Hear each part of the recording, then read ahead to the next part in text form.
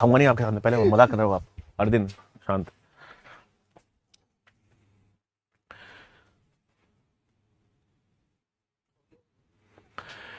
Hello बच्चों, सबको बहुत बहुत गुड आफ्टरनून। आशा करता हूं आप सब लोग बढ़िया हैं, मस्त हैं, स्वस्थ हैं और पढ़ाई में व्यस्त है। आई होप ऑडियो और वीडियो क्लियर होगा, सुन पा रहे हो, देख पा रहे हो। और अपनी प्यारी सी 360 डिग्री आर्मी की तरफ से आप सब लोगों का बहुत बहुत स्वागत है बच्चों। ठीक है, हम लोग ऐसे दिल्ली थे बच्चों, दिल्ली से पहले क्लासेस हो रही थी। आज अपने शहर वापस आ चुका हूं मैं, जोधपुर। और आज जो है वो मैं जोधपुर स्टूडियो से ही क्लास ले रहा हूं बच्चों। आज अपना इस चैप्टर की आखिरी क्लास है बच्चों। ठीक है, आज हो सकता है थोड़ी क्लास लंबी चल जाए, बट आज हम ये चैप्टर कंप्लीट कर लेंगे बच्चों। ठीक है, कॉकरोच के जितने भी तंत्र बाकी रह गए हैं, कॉकरोच के जितने तंत्र मतलब उत्सर्जन तंत्र बाकी रह गया है, तंत्रिका तंत्र बाकी रह गया है, जनन तंत्र बाकी रह गया है, आज वो पूरा कंप्लीट कर लेंगे बच्चों। और पीवाईक्यूज भी सॉल्व करेंगे। मैंने कहा था जब चैप्टर खत्म हो जाता है तो चैप्टर की समाप्ति के बाद हम पीवाईक्यूज करेंगे। तो आज जो संबंधित पीवाईक्यूज है इस चैप्टर से, वो भी मैं लेकर आया हूं बच्चों। ठीक है, तो सबको बहुत बहुत गुड मॉर्निंग यार। आ जाओ, क्या क्या बाकी रहा हुआ है बच्चों अपने पास इस चैप्टर में। तो इस चैप्टर में बच्चों अपने पास कॉकरोच का उत्सर्जन तंत्र बाकी रहा हुआ है ना भाई। कॉकरोच का उत्सर्जन तंत्र पढ़ेंगे, तंत्रिका तंत्र पढ़ेंगे और जनन तंत्र पढ़ेंगे। ठीक है बच्चों, तो ये अपने पास कॉकरोच के 3 तंत्र बाकी हैं, आज वो कंप्लीट कर लेंगे बच्चों। ठीक है। हां बेटा, मैं मानता हूं आप लोगों की बात, सर ये वैसे तो नीट के सिलेबस में नहीं है, मैं बिल्कुल मानता हूं बच्चों। लेकिन बेटा जो पीडब्ल्यू का प्लानर है उसमें दे रखा है बेटा, तो पीडब्ल्यू के प्लानर के हिसाब से अपन को चलना पड़ेगा ना। तो कॉकरोच हम लोग इसलिए पढ़ रहे हैं बेटा। ठीक है, चलो आ जाओ भाई। तो अब अपन किसकी बात करेंगे भाई? कॉकरोच के उत्सर्जन तंत्र की बात करने वाले हैं। आ जाओ।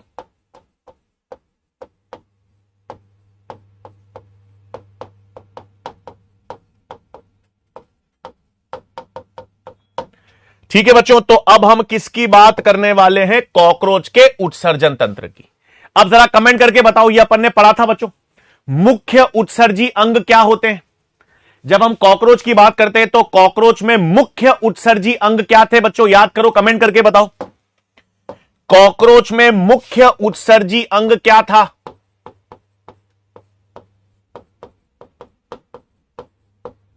मुख्य उत्सर्जी अंग कॉकरोच में बच्चों मैलफीजी नलिका। याद है आपको बच्चों, अपन ने पढ़ा था इसके बारे में, मैलफीजियन नलिका।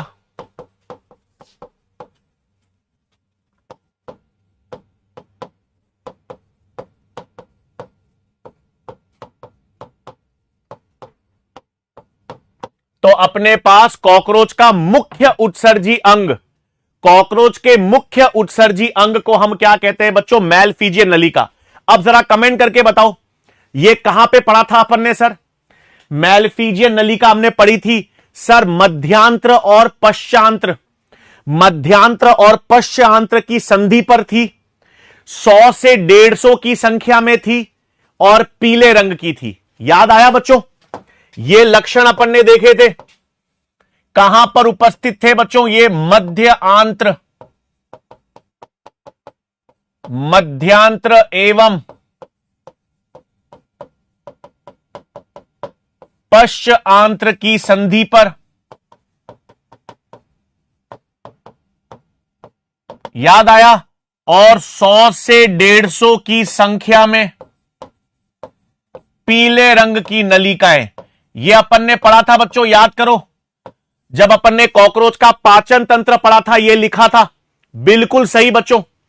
तो मध्यांत्र और पश्चांत्र की संधि पर होती है, 100 से 150 की संख्या में पीली नलिकाएं होती है। ठीक है, अब इधर देखेंगे बच्चों। अब मैंने कह दिया ये रहा सर, ये अपन एक मालफीजियन नलिका की बात करते हैं। ठीक है, मान लेते हैं सर ये उत्सर्जी, ये मालफीजियन नलिका है। तो इस मालफीजियन नलिका के अंदर बच्चों जो उपकला होगी, सुनो, इस मालफीजियन नलिका के अंदर जो उपकला की कोशिकाएं होती हैं, है ना, उसमें आपके पास देखो बच्चों वो रोम युक्त होंगी।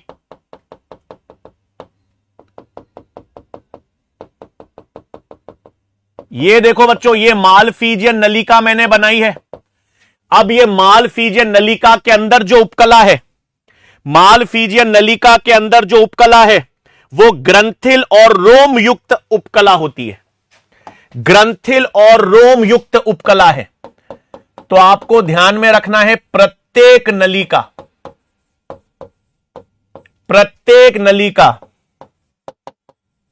ग्रंथिल एवं रोम युक्त उपकला से स्तरित रहती है, से आस्तरित होती है।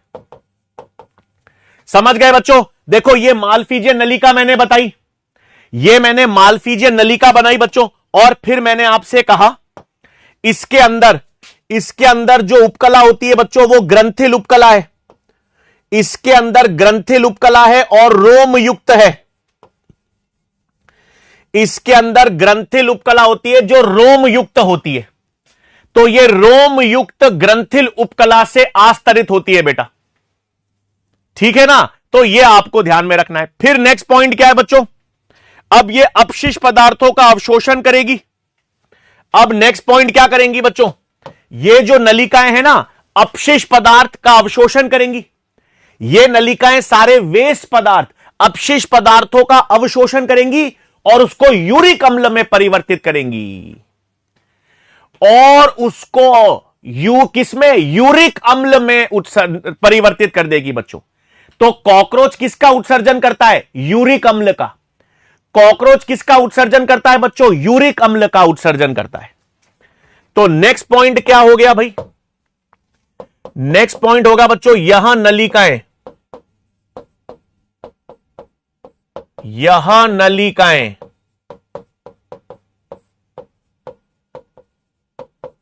अपशिष्ट पदार्थों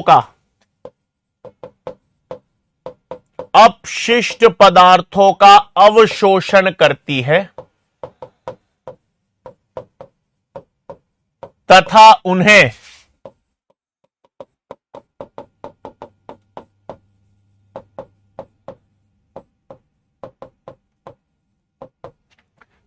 उन्हें यूरिक अम्ल में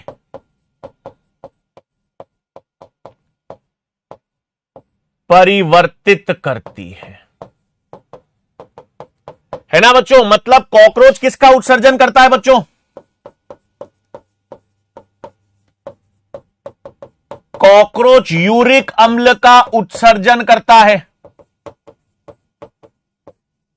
कॉकरोच यूरिक अम्ल का उत्सर्जन करता है, मतलब कॉकरोच को हम कहते हैं बच्चों यूरिकोटेलिक, है ना बच्चों? ये अपन मानव कारिकी में पढ़ेंगे। मानव कारिकी में पढ़ते हैं, जो जंतु यूरिक अम्ल का उत्सर्जन करते हैं, जो जंतु यूरिक अम्ल का उत्सर्जन करते हैं वो यूरिकोटेलिक। अब 360 डिग्री तैयारी करो। हम लोग क्या करते हैं बच्चों? हम लोग यूरिया का उत्सर्जन करते हैं। मानव हम लोग किस में आते हैं? सर हम लोग यूरिया का उत्सर्जन करते हैं, हम यूरियोटेलिक होते हैं। और मेंढक याद करो बच्चों, मेंढक भी यूरिया का उत्सर्जन करता था। मेंढक भी यूरिया का उत्सर्जन करता था। मेंढक मानव दोनों यूरिया का उत्सर्जन करते हैं। बेटा आस्तरित का मतलब है अंदर से, आस्तरित का मतलब है यह उपकला उसके भीतर की तरफ है बेटा। भीतर से स्तरित होती है ना, उसको आस्तरित कहते हैं बेटा, ठीक है? भीतर से स्तरित होती है ना, इसलिए उसको आस्तरित कहते हैं। तो कॉकरोच यूरिक अम्ल का उत्सर्जन करता है बच्चों, क्लियर बात है?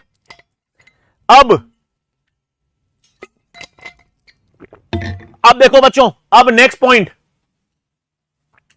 अब एक चीज सुन लो बच्चों, कॉकरोच में मुख्य उत्सर्जी अंग तो हमने देख लिया। कॉकरोच में मुख्य उत्सर्जी अंग तो मैलफीजी नलिका। बेटा मैलफीजियन कहो, मैलफीजी कहो, एक ही मतलब है ना?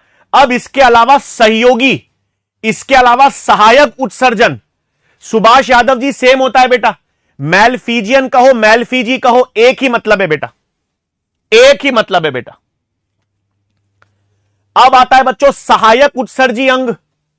कॉकरोच में मुख्य उत्सर्जी अंग तो हमने पढ़ लिया, अब कॉकरोच में सहायक उत्सर्जी अंग में 3 आएंगे। कॉकरोच में सहायक उत्सर्जी अंग जो है वो 3 आएंगे। यहां तक सबको नोट कर लिया बच्चों अपन ने। अब आ जाता है सहायक उत्सर्जी अंग। अब नेक्स्ट आ जाता है बच्चों कॉकरोच में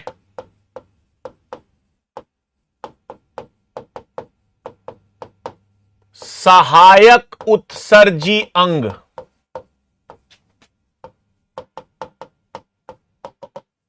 तो अब हम किसकी बात करेंगे? कॉकरोच में सहायक उत्सर्जी अंग कौन से होते हैं? 3 होते हैं बच्चों। एक जिसे हम कहते हैं फैट बॉडी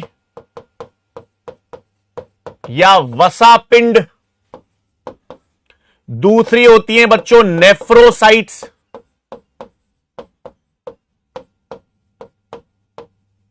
जिसको वृकाणु कहते हैं, और तीसरी होती है बच्चों यूरिकोज ग्रंथियां।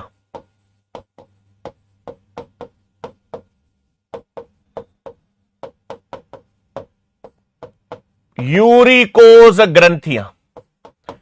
तो ये 3 याद रखने हैं बच्चों, 3 याद रखने हैं। बिल्कुल शिवानी जी, बहुत अच्छा बेटा, बहुत बढ़िया शिवानी जी। मुख्य ये मुख्य उत्सर्जी अंग मैलफीजियन नलिका थी, उसके अलावा कॉकरोच में सहायक उत्सर्जी अंग, ये 3 याद रखने। हां बेटा, कल से नया चैप्टर चालू करेंगे, कल से मानव कार्य की चालू करेंगे बेटा। ठीक है अनुराधा जी, नोट्स पीडीएफ की क्वालिटी बढ़ा देंगे बेटा। शुभम जी बहुत बहुत धन्यवाद बेटा, बहुत बहुत धन्यवाद।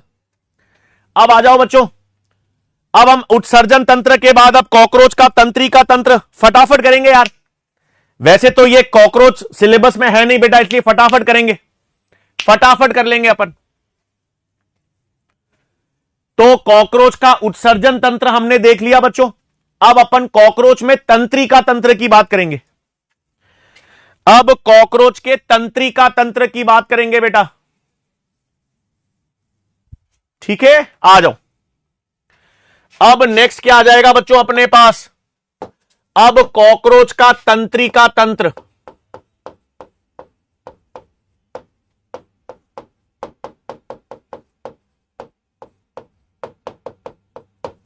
ठीक है, अब हम किसकी बात करेंगे बच्चों? कॉकरोच का नर्वस सिस्टम, तंत्रिका तंत्र। कॉकरोच के तंत्रिका तंत्र की बात करेंगे बच्चों। अब आ जाओ, एक चित्र से समझ लेंगे, आ जाओ। अब सर कॉकरोच के तंत्रिका तंत्र को कैसे समझें, बता रहा हूं बच्चों।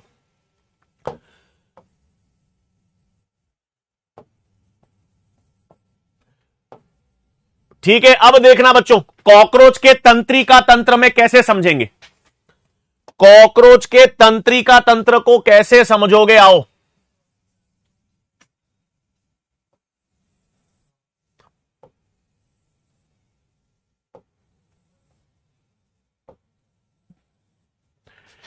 अब देखो बच्चों, सबसे पहली चीज, सबसे पहली चीज, सबसे पहली चीज बच्चों, कॉकरोच के तंत्रिका तंत्र में, कॉकरोच के तंत्रिका तंत्र में सबसे पहले तो एक मस्तिष्क मिलेगा। देखो ये कौन सा है? सिर है बच्चों, ये कॉकरोच का सिर है। तो कॉकरोच के सिर में आपको क्या मिलता है? मस्तिष्क।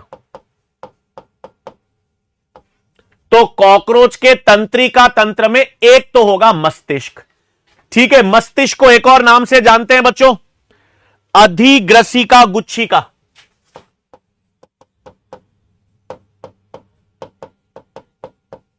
अधिग्रसिका गुच्छिका। ठीक है, समझ लो, जो कॉकरोच का मस्तिष्क होता है ना बच्चों, कॉकरोच का जो ब्रेन है, कॉकरोच का जो मस्तिष्क है, कॉकरोच का जो मस्तिष्क है बच्चों, वो मस्तिष्क को अधिग्रसिका गुच्छिका कहते हैं। ठीक है, अब मस्तिष्क से क्या निकलेगी, सुनो। अब मस्तिष्क से क्या निकलेगी बच्चों? मस्तिष्क से आपके पास ये देखो, ये तंत्रिका रज्जुक निकलती है। ये मस्तिष्क से क्या निकल रही है बच्चों? ये एक तंत्रिका रज्जुक निकल रही है, जिसको अपन स्पाइनल कॉर्ड कहते हैं ना।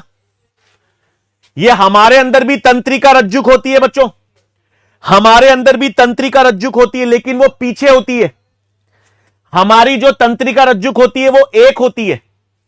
हमारी तंत्रिका रज्जुक या स्पाइनल कॉर्ड एक होती है, लेकिन कॉकरोच में दो है।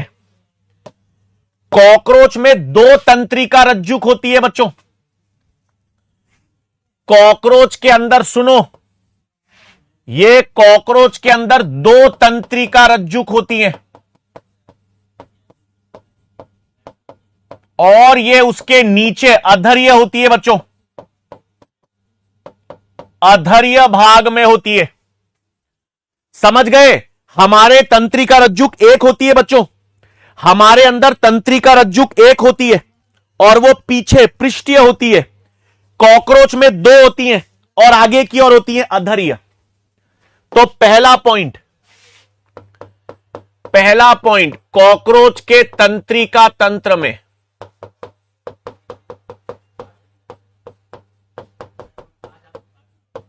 कॉकरोच के तंत्रिका तंत्र में मस्तिष्क एवं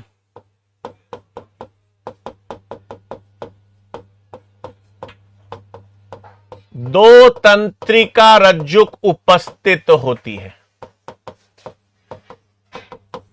और ये किस भाग में होती है बच्चों? आगे की ओर अधर्य भाग में। ये आगे की ओर होती है बच्चों अधर्य भाग में। ठीक है, आई समझ में बात? आ गई बात? तो देखो, कॉकरोच में मस्तिष्क है सिर में। अब सुनना, अब सर ये दो अधर्य रज्जुक, अब सुनो तो सही। अब काम की चीज, अब काम की चीज बच्चों, देखो ये वक्ष है, ये तीन वक्ष के खंड हैं। याद करो, वक्ष में कितने खंड थे कॉकरोच के? कॉकरोच के वक्ष में कितने खंड थे? तीन। वक्ष में तीन खंड थे, और फिर यहां पर सर ये एक, दो, तीन, चार, पांच, ये उदर का भाग है। ठीक है, वक्ष में तीन खंड होते हैं, उदर में अपन ने पढ़ा था 10 होते हैं। ठीक है, अब सुनो, अब वक्ष में क्या होगा बच्चों? मजा आएगा, अब सुनना ध्यान से। वक्ष में क्या होगा सर? इधर देखो, वक्ष में क्या होगा? हर वक्ष में, वक्ष के प्रत्येक खंड में यहां पर गुच्छिकाएं मिलेंगी बच्चों, तंत्रिका गुच्छिकाएं मिलती हैं, मतलब तंत्रिका का समूह मिलेगा। इनको गैंग्लियन कहते हैं। इनको क्या कहेंगे सर? गैंग्लियन। इनको क्या कहेंगे सर? गैंग्लियन, है ना? इनसे तंत्रिकाएं निकलेंगी, इनसे तंत्रिकाएं निकलेंगी बच्चों, जिनको हम कहते हैं गुच्छिकाएं। वक्षीय भाग में देखो तीन जोड़े हैं, वक्षीय भाग में तीन जोड़े तंत्रिकाओं का गुच्छा होगा, गुच्छिकाएं। और उदर में 6 होंगी। उदर में देखो एक जोड़ा, 2, 3, 4, 5, 6। देखो भाई, 1, 2, 3, 4, 5, 6। उदर में 6 जोड़े हैं और वक्ष में 3 जोड़े हैं। ठीक है, डायग्राम से आसान हो जाता है बच्चों, डायग्राम से बिल्कुल चीजें आसान हो जाएंगी, इसलिए बताया मैंने। तो तंत्रिका तंत्र में सिर है, सिर में तो मस्तिष्क होगा।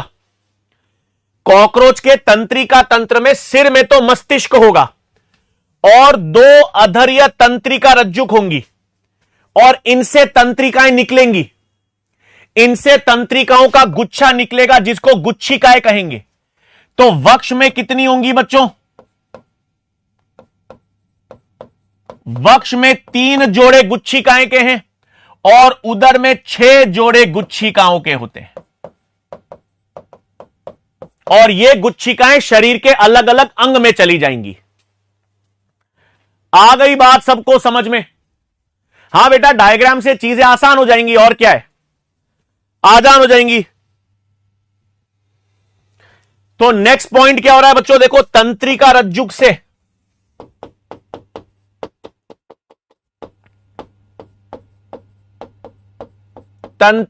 रज्जुक से गुच्छिकाएं निकलती हैं।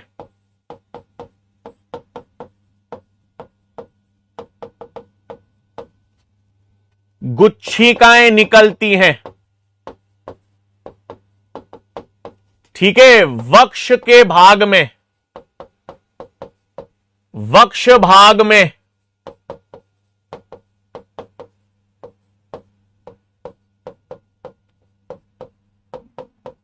तीन जोड़ी गुच्छिकाएं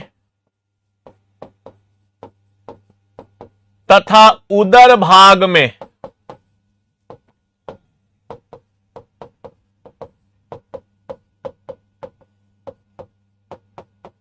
6 जोड़ी गुच्छिकाएं होती हैं, ठीक है। वक्ष में देखो बच्चों, वक्ष में 3 जोड़ी गुच्छिकाएं होंगी और उदर में 6 जोड़ी गुच्छिकाएं होंगी।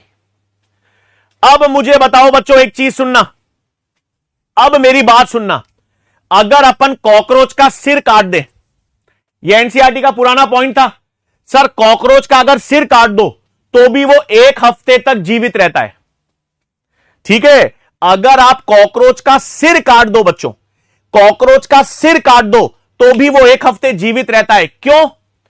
क्योंकि उसका अधिकांश तंत्रिका तंत्र तो वक्ष और उदर में। अरे देखो यार, तंत्रिका तंत्र में जो तंत्रिका रज्जुक है और उससे तंत्रिका की गुच्छिकाएं हैं, ये सारी तो वक्ष और उदर में, ये सारी तो वक्ष और उदर में है बच्चों। तो अधिकांश तंत्रिका तंत्र तो वक्ष और उदर में है। तो अगर आप कॉकरोच के सिर को काट भी दो तो भी वो हफ्ते भर तक जीवित रह सकता है, उसके बाद भूख से मरेगा, उसके बाद खाना नहीं खा पाएगा, इसलिए भूख से मरेगा। तंत्रिका तंत्र तो वक्ष और उदर में बसा हुआ है, समझ रहे हो? तो आप बोलोगे सर फिर ये मस्तिष्क का क्या काम है? आप बोलोगे सर ये मस्तिष्क का क्या काम है?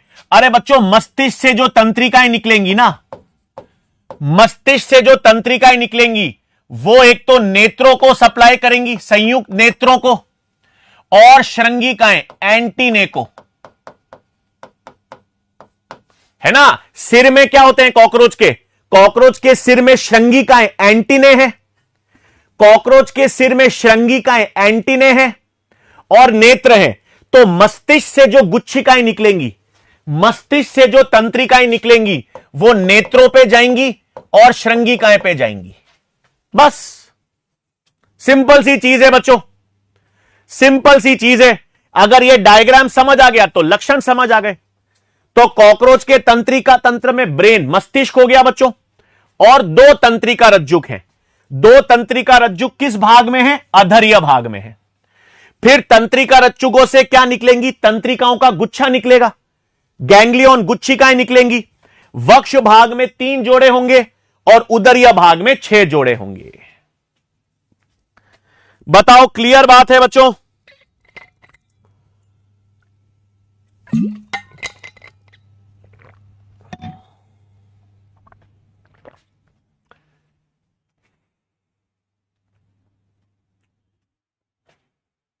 हां बेटा, फिर भोजन और पानी की कमी से मर जाएगा। आगे ले लूं बेटा, सब मिलकर तो, हां देखो, वक्ष और उदर में तो 9 जोड़े हो गए बेटा, वक्ष और उदर में 9 जोड़े हो गए बेटा। सिर का अलग होता है, सिर को नहीं गिनते हम, 9 जोड़े गिनेंगे। वक्ष में 3 जोड़े गुच्छिकाएं, उदर में 6 जोड़ी गुच्छिकाएं। हां बेटा, डायग्राम बना लो यार, समझ आ जाएगा आसानी से। डायग्राम से चीजें आसान हो जाती है बेटा, इसलिए बनाता हूं। अनुराधा जी, ग्रीन यूज कर लेते हैं हम यार, हमको ग्रीन पसंद है, हमको येलो भी पसंद है, पर ग्रीन और येलो से ज्यादा हमको आप लोग ज्यादा पसंद हो यार, ठीक है। देखो यार, थोड़ा सा माफी चाहूंगा सर, देखो यार, अपना काम होता है पढ़ाना बेटा। मैं आता हूं, मैं चाहता हूं कि आपको कम से कम समय में बेहतर से बेहतर चीजें बता सकूं, ठीक है, फालतू या देखो बहुत सारी चीजें इधर उधर की बात मैं नहीं करता हूं आप लोगों से, ठीक है, लेकिन मेरी पूरी कोशिश रहती है कि आपको जूलॉजी और बॉटनी में कभी कोई दिक्कत नहीं आने दूंगा, ठीक है, कभी दिक्कत नहीं आने दूंगा बच्चों। तो अब नेक्स्ट पॉइंट हो गया कि भाई कॉकरोच, तो नेक्स्ट पॉइंट हो गया बच्चों तंत्रिका तंत्र का अधिकांश भाग,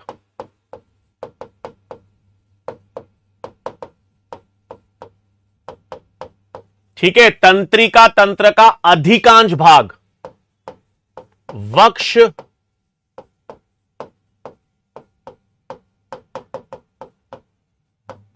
एवं उदर क्षेत्र में होता है।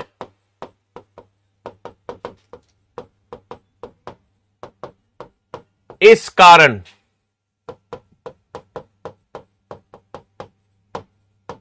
कॉकरोच का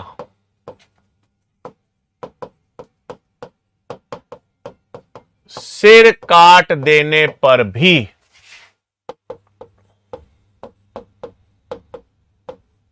वह 1 हफ्ते तक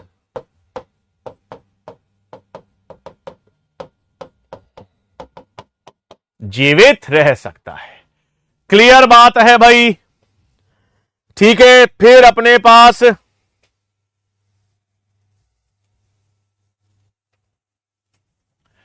फिर नेक्स्ट क्या हो गया बच्चों, आखिरी में कॉकरोच का जो सिर है, यानी कॉकरोच का जो मस्तिष्क है,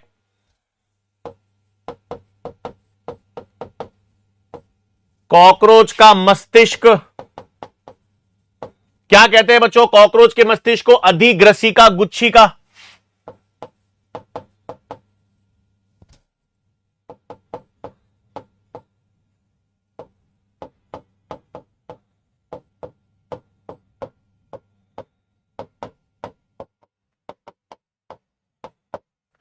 कॉकरोच का मस्तिष्क अधिग्रसिका गुच्छिका कहलाता है तथा इससे तंत्रिकाएं कहां निकलेंगी बच्चों, इससे तंत्रिकाएं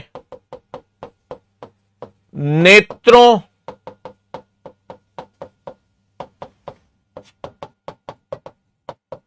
तथा श्रृंगिकाएं की ओर निकलती हैं।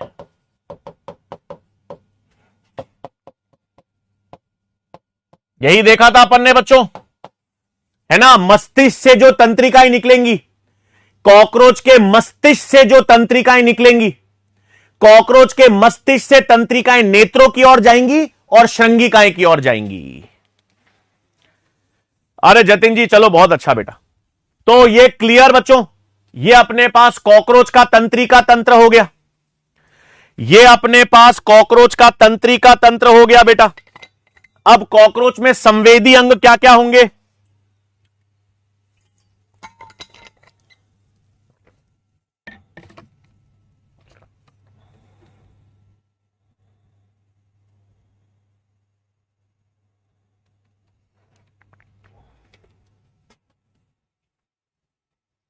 है ना बच्चों। अब कॉकरोच में संवेदी अंग,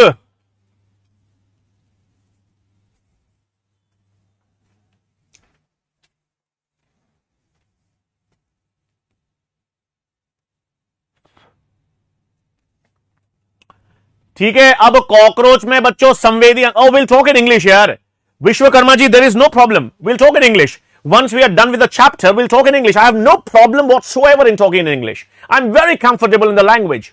We'll talk about, but right now we're talking about the nervous system of cockroach. Once we are done with the nervous system of cockroach, we'll be talking about sensory organs. And after we are done with sensory organs, we'll be going towards reproductive system of cockroach. Once we are done with the reproductive system of cockroach, then the chapter will be completed. अरे ठीक है ना, आ जाओ, ठीक है बेटा, चलो आ जाओ। अब एक बार बेटा डाउट देखेंगे यार, थोड़ा सा चैप्टर कर लेते हैं अपन, बढ़िया, आ जाओ बच्चों। तो अब कॉकरोच के संवेदी अंग,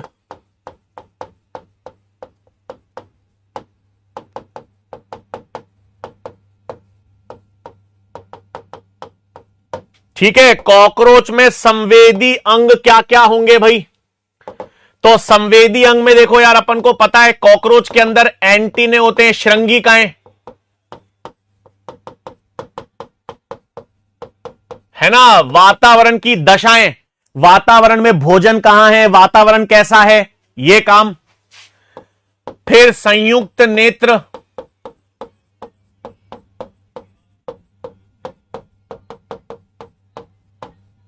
संयुक्त नेत्र याद करो बच्चों, संयुक्त नेत्र की इकाई। बेटा नया चैप्टर कल से चालू होगा ज्योति जी, कल से नया चैप्टर, कल से मानव कार्य की चालू करेंगे बेटा। बताओ यार, संयुक्त नेत्र की इकाइयां क्या थी? ओमिटिडिया, याद आया आपको? संयुक्त नेत्र की इकाइयां ये हमने पढ़ लिया है, ओमिटिडिया। ठीक है, षटकोण, प्रत्येक संयुक्त नेत्र में 2000 षटकोण ओमिटिडिया होते हैं, यह बता दिया था। अनुराधा जी बेटा आप लिखकर देखो बेटा, इस चैप्टर में तो आपको बेटा मेंढक ही पढ़ना है मेनली। अनुराधा जी नीट के अंदर इस चैप्टर से मेंढक के ही सवाल आएंगे बेटा। ठीक है, तो आप उसको लिखकर पढ़ोगे बेटा, जितना लिखकर पढ़ोगे उतना ज्यादा मजा आएगा आपको। फिर मैक्सिलरी स्पर्शक, तीसरे आते हैं बच्चों अपने पास मैक्सिलरी।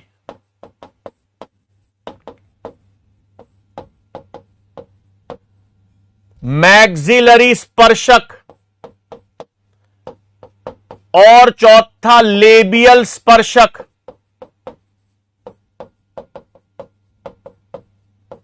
है ना, निचले होठ पर, ये जबड़े और होठ, और गुदा शुक या रोमक।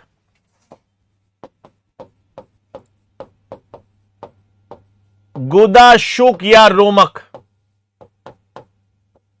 ये सारे संवेदी अंग है बच्चों कॉकरोच में, ये सारे कॉकरोच में संवेदी अंग हैं बच्चों।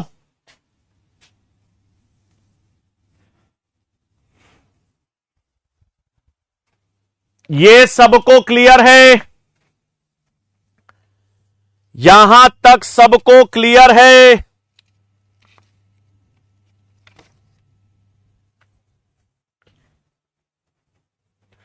तो ये कॉकरोच के संवेदी अंग हो गए भाई। श्रृंगिकाएं होती हैं, कंपाउंड आइज की इकाइयां, ओमिटिडिया हमने पढ़ा था। मैक्सिलरी स्पर्शक होते हैं लेबियल, मैक्सिलरी का मतलब होता है बेटा ये जबड़े वाले स्पर्शक होते हैं। लेबियल मतलब नीचे वाले होठ, नीचे होठ के स्पर्शक। ठीक है, अब आखिरी टॉपिक आज का, इस चैप्टर का आखिरी टॉपिक, कॉकरोच का जनन तंत्र। इस चैप्टर का आखिरी टॉपिक, इस चैप्टर का आखिरी टॉपिक खत्म करेंगे। पीवाईक्यूज कराऊंगा, डाउट देखूंगा, सब कर लेंगे। नहीं बेटा, वैसे तो अभी कॉकरोच के सवाल 2024 में लास्ट आया था बेटा, लास्ट के 2 सालों में कॉकरोच पे सवाल नहीं आया है बेटा, क्योंकि लास्ट के 2 सालों में एनटीए ने कॉकरोच हटा दिया है बेटा। बट थोड़ा पढ़ लेना यार, ज्यादा बड़ा तो है नहीं, और अपने पीडब्ल्यू के प्लानर में दे रखा है बेटा, इसलिए पढ़ रहे हैं। अब आखिरी में बच्चों कॉकरोच का जनन तंत्र।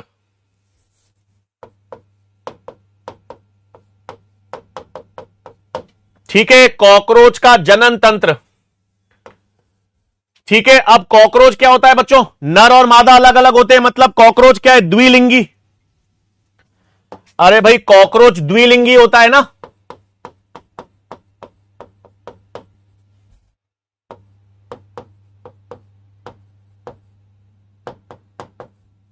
द्विलिंगी यानी यूनिसेक्सुअल होता है।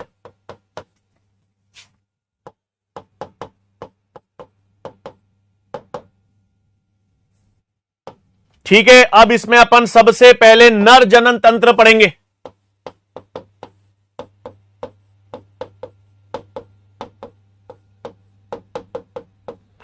कॉकरोच में हम सबसे पहले बच्चों नर जनन तंत्र, बिल्कुल चित्र से समझाऊंगा। ठीक है, बिल्कुल चित्र से समझेंगे फटाफट। अब कॉकरोच में नर जनन तंत्र समझो बच्चों, देखो आ जाओ।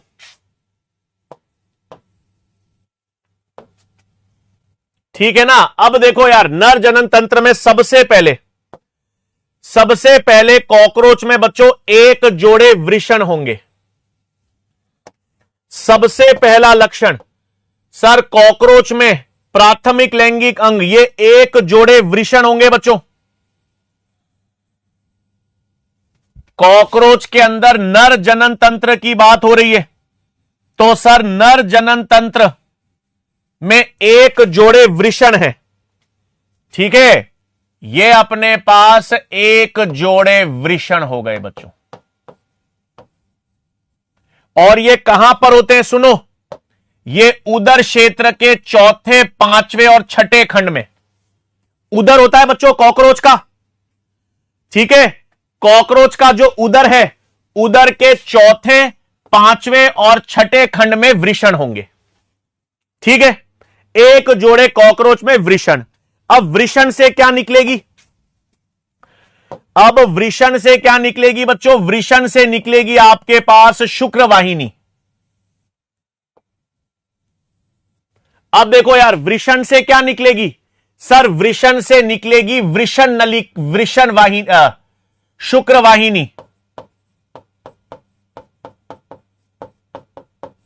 वाजा डेफरेंस कहते हैं इसको बच्चों, है ना। तो शुक्राणु या वृषण से क्या निकले बच्चों?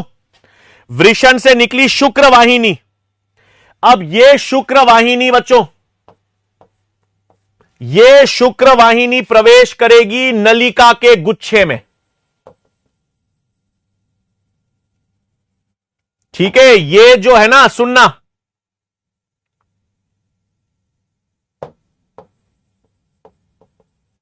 ये जो शुक्रवाहिनी है, ये जो शुक्रवाहिनी है ना बच्चों, ये शुक्रवाहिनी आगे चलकर एक शुक्राशय में, ये क्या है, ये शुक्राशय में जाएंगी। ये बड़ा गोल आपने क्या बनाया है सर? इसमें सुनो, इसमें क्या क्या है इसमें सर, सुनना, ये शुक्राशय है और सर ये भीतर नलिकाएं हैं। और इन दोनों को मिलाकर, समझो, इन दोनों को मिलाकर बच्चों, शुक्राशय और नलिकाओं का गुच्छा है ना, ये इनको मिलाकर क्या कहते हैं बच्चों? ये छत्रक ग्रंथि कहलाती है। क्या कहलाती है? इसको कहते हैं बच्चों छत्रक ग्रंथि, मशरूम ग्लैंड।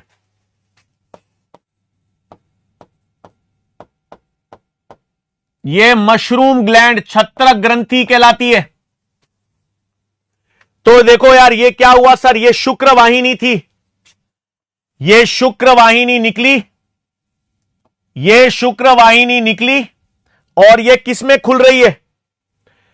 ये देखो, ये बाहर शुक्राशय था, भीतर नलिकाएं थी, इनको मिलाकर ये मशरूम ग्रंथि होती है। और यहां से क्या निकलेंगी? अब सुनो, फिर ये किसमें खुलेंगी? ये देखो, अरे सर ये आगे खुलेंगी स्खलन नलिका में। ये आगे खुलती है बच्चों स्खलन नलिका, इजैक्यूलेटरी डक्ट में। और ये स्खलन नलिका आगे चलकर, ये स्खलन नलिका आगे चलकर बही जननांग में खुल जाएगी। बही जननांग में खुल जाएगी। आसान है यार, बिल्कुल आसान है। देखो वापस समझो, नर जनन तंत्र में सर एक जोड़े वृषण हैं, एक जोड़े वृषण होते हैं सर, एक जोड़े वृषण, इनको टेस्टिस कहते हैं। कहां मिलेंगे बच्चों? एक जोड़े वृषण कहां मिलेंगे? एक जोड़े वृषण कहां मिलेंगे सर? उदर क्षेत्र के चौथे, पांचवें और छठे खंड में। ठीक है, चौथे, पांचवें और छठे खंड में मिलेंगे बेटा। बेटा यूनिसेक्सुअल को तो द्विलिंगी कहते हैं यार हिंदी में, वो एक लिंगाश्रयी होता है अंशिका जी, मेरे ख्याल से। हिंदी पता कर लेना यार, यूनिसेक्सुअल को एक लिंगाश्रयी कहते हैं शायद, या पता नहीं यार, हिंदी चेक कर लेना बेटा। यूनिसेक्सुअल होते हैं यार, नर और मादा अलग अलग होते हैं। इसकी हिंदी ये नहीं होती क्या यार बच्चों? तो यार देखो, अगर इसकी हिंदी ये नहीं होती है तो इसको यूनिसेक्सुअली याद रख लो यार। ठीक है, फिर कॉकरोच यूनिसेक्सुअल होता है बेटा, इसकी हिंदी आप लोग पता कर लेना यार। ठीक है, अगर द्विलिंगी हिंदी नहीं होती, मुझे लगा द्विलिंगी होती होगी यार। नर और मादा अलग अलग होते हैं, नर और मादा अलग अलग होते हैं। अब इसको एक लिंगी कहोगे, द्विलिंगी कहोगे हिंदी में, यार पता कर लेना यार बच्चों, है ना। हिंदी गलत थी यार, चलो कोई नहीं, तो अंग्रेजी याद रख लो यार। ठीक है, तो मैं अंग्रेजी में ही लिख रहा हूं बच्चों, सिर्फ कॉकरोच यूनिसेक्सुअल होता है ना, नर और मादा अलग अलग होते हैं। अब इसकी हिंदी देख लेना यार आप लोग, द्विलिंगी होती है या एक लिंगी होती है, बेटा देख लेना आप लोग। ठीक है ना, अंग्रेजी में यूनिसेक्सुअल कहते हैं इसको। पक्का एक लिंगी, चलो फिर ठीक है, चलो फिर ठीक है, ठीक है बेटा, मैंने यूनिसेक्सुअल लिख दिया बेटा, नर और मादा अलग अलग होते हैं। ठीक है ना, अंग्रेजी में लिखा है मैंने, हिंदी आप लोग सही कर लेना। चलो अब इधर आ जाओ, उभयलिंगी नहीं होते बेटा, उभयलिंगी अलग होता है। उभयलिंगी केचुआ होता है, ये उभयलिंगी नहीं होते, उभयलिंगी का उल्टा होगा। चलो तो अब सुन लो यार, एक जोड़े वृषण है यार, सुन लो ना फटाफट यार वापस। तो कॉकरोच में एक जोड़े, नर कॉकरोच में एक जोड़े वृषण हो गए, वो उदर क्षेत्र के चौथे, पांचवें और छठे खंड में होंगे बच्चों। ठीक है, फिर वृषण से क्या निकलेंगी, वृषण से शुक्रवाहिनी निकलेंगी, और ये शुक्रवाहिनी शुक्राशय से होते हुए स्खलन नलिका में खुल जाएगी। किस में खुल जाएगी बच्चों, ये स्खलन नलिका में खुल जाएगी, ये स्खलन नलिका है। ठीक है, अब देखो, अब शुक्राशय और नलिकाएं जो होती हैं, शुक्राशय और नलिकाएं मिलकर छत्रक ग्रंथि, मशरूम ग्लैंड बनाती है बच्चों। ये जनन ग्रंथि है, और एक और होती है, और एक जनन ग्रंथि और होती है बच्चों, ये ऊपर, इसके ऊपर, ये देखो, ये छत्रक ग्रंथि के ऊपर एक और ग्रंथि होती है जिसको फैलिक ग्रंथि कहते हैं बच्चों। मतलब नर कॉकरोच में दो जनन ग्रंथियां हैं। ठीक है, सुन लो बच्चों, सुन लो, नर कॉकरोच के अंदर, नर कॉकरोच के अंदर दो जनन ग्रंथियां होती हैं। नर कॉकरोच के अंदर दो जनन ग्रंथियां होती हैं। एक तो छत्रक ग्रंथि है, और दूसरा ये फैलिक ग्रंथि है। दूसरा फैलिक ग्रंथि होती है बच्चों, शीशणीय कहते हैं इसको।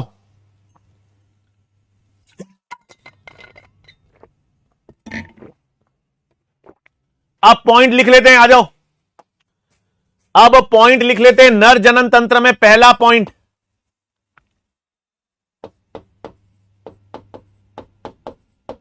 एक जोड़े वृषण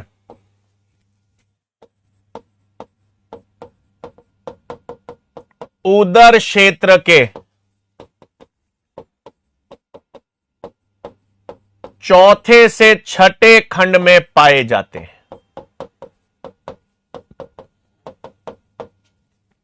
समझ गए, नर जनन तंत्र में क्या हो गया बच्चों, एक जोड़े वृषण हो गए, उदर क्षेत्र के चौथे, पांचवें, छठे खंड में पाए जाते हैं, पहली चीज। और ये शुक्राणु का निर्माण करते हैं। वृषण शुक्राणु का निर्माण करते हैं। फिर दूसरा पॉइंट, वृषण से क्या निकलेंगी। अब मुझे बता बेटा, यूरिकोज ग्रंथियां जनन ग्रंथियां नहीं होती बजरंग जी, ये जनन ग्रंथियां हैं। छत्रक ग्रंथि और फैलिक ग्रंथि ये जनन ग्रंथियां हैं बेटा, जनन में काम कर रही है ना। यूरिकोज ग्रंथियां तो उत्सर्जन में काम कर रही हैं। फिर शुक्रवाहिनी, वृषण से पतली शुक्रवाहिनी निकलती है। फिर दूसरा पॉइंट क्या हुआ बच्चों, दूसरा पॉइंट, वृषण से पतली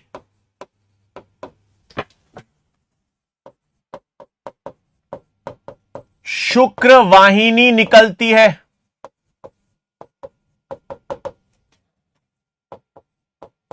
जो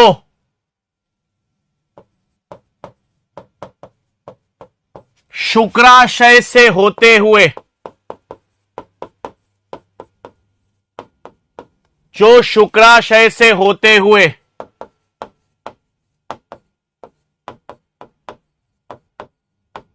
स्खलन नलिका में खुलती है।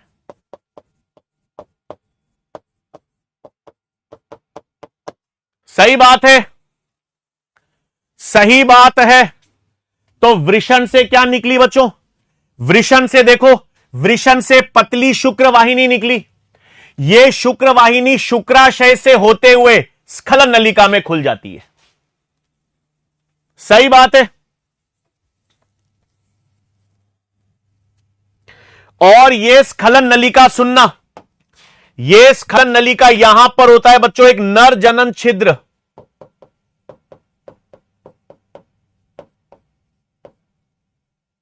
ये देखो यहां पर, अब यह स्खलन नलिका नर जनन छिद्र से बाहर खुलेगी।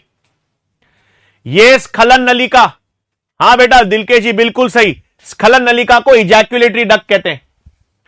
अब यह स्खलन नलिका नर जनन छिद्र के द्वारा बाहर खुल जाएगी। स्खलन नलिका क्या करेगी बच्चों? स्खलन नलिका नर जनन छिद्र के द्वारा बाहर की ओर खुल जाएगी।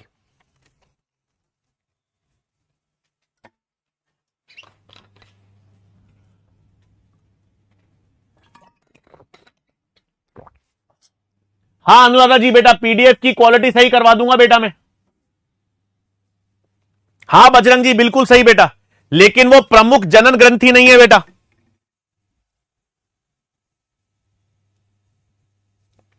अब यह स्खलन नलिका आगे ले लूं बच्चों,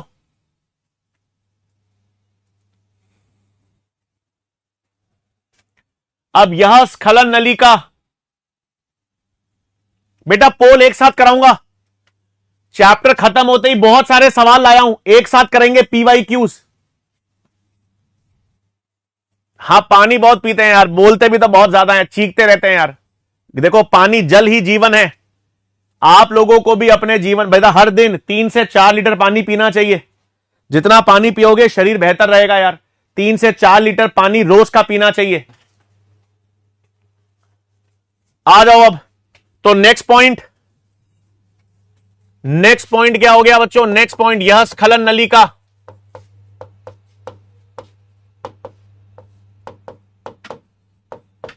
यह स्खलन नलिका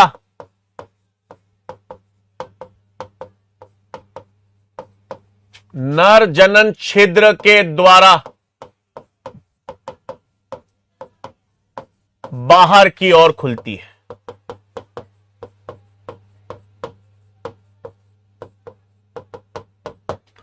ठीक है भाई, क्लियर हो गया। अब ग्रंथियां, अब छठे सातवें, उदर के छठे सातवें खंड में अब क्या हो गया बच्चों? नेक्स्ट पॉइंट, उदर के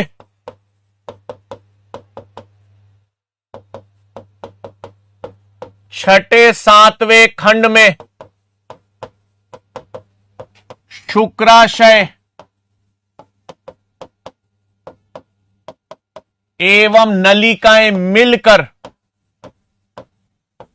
क्या बनाती है बच्चों? मशरूम ग्रंथि बनाती हैं।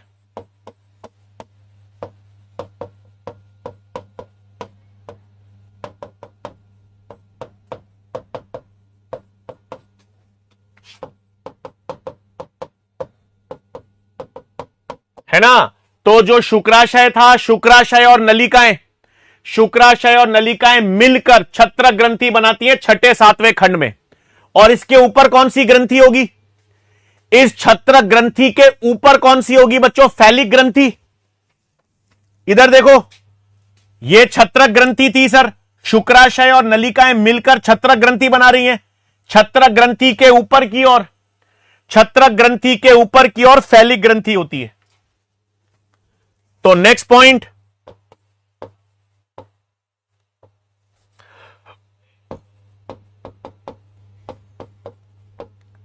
इसके ऊपर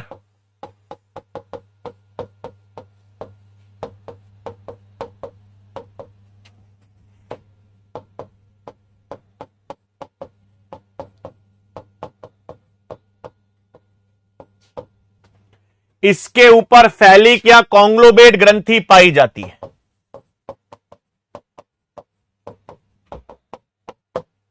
ठीक है। अब देखो ग्रंथि, अब ये काम क्या करती है बच्चों, सुन तो लो। अब ये दोनों ग्रंथियां काम क्या करेंगी। अब सवाल आता है सर ये जो ग्रंथियां हैं, मशरूम ग्रंथियां हैं और फैलिक ग्रंथियां हैं, ये काम क्या करेंगी। ग्रंथियां हैं तो ये स्त्रावन करेंगी बच्चों।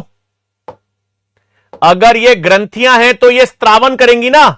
ये दोनों क्या करेंगी, ये सारे शुक्राणुओं को पुंज में, ये सारे शुक्राणुओं को चिपका देंगी, सारे शुक्राणुओं को इकट्ठा करेंगी। इनका स्त्रावन क्या करेगा बच्चों, इन ग्रंथियों का स्त्रावन सारे शुक्राणुओं को इकट्ठा करेगा, सारे शुक्राणुओं का एक पैकेट बनाएगा। पैकेट का मतलब है इसका पुंज बनाएगा बच्चों। शुक्राणु का पुंज बनाएंगे जिसको शुक्राणुधर कहते हैं, शुक्राणुधर कहते हैं। तो ये क्या कर रही है बच्चों,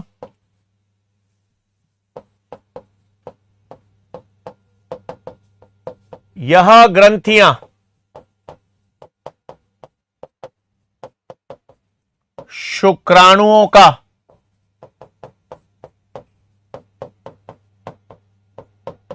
पुंज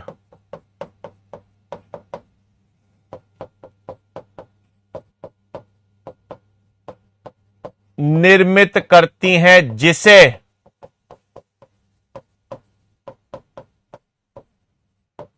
शुक्राणुधर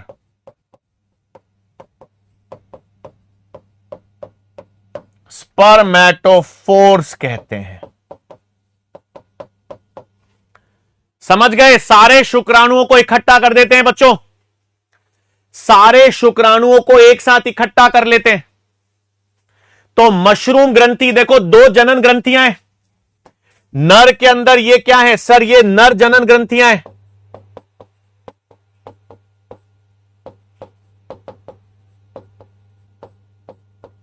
ये आपके पास नर जनन ग्रंथियां हैं बच्चों, मशरूम ग्रंथि और फैलिक ग्रंथि। ये नर जनन ग्रंथियां शुक्राणुओं का इकट्ठा करती हैं, शुक्राणुओं का पुंज यानी उसका पैकेट बनाती हैं, और सारे शुक्राणुओं को शुक्राणुधर कहते हैं।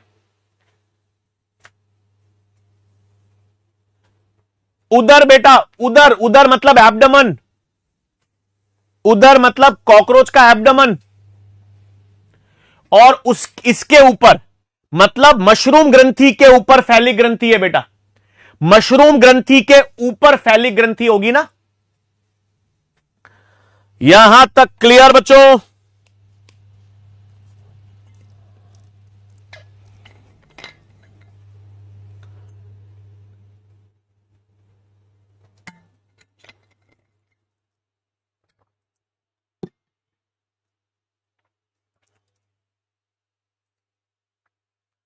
ठीक है, अब देखो यार, अब नर कॉकरोच के जो बही जननांग होते हैं,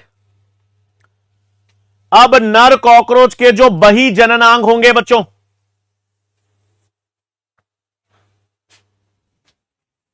सुभाष यादव जी देख रहा हूं बेटा, थोड़ा सा बेटा आज थोड़ा सा चैप्टर कंप्लीट करवाना है ना, देख लूंगा सुभाष यादव जी, डाउट पक्का देख लेंगे बेटा। उदर क्या है बेटा, एब्डमन, कॉकरोच का शरीर। कॉकरोच का शरीर में सिर होता है, फिर वक्ष होता है, और फिर एब्डमन पेट वाला हिस्सा उधर होता है ना बेटा। ठीक है, अब कॉकरोच का जो बही जननांग है सुन लो आखिरी में।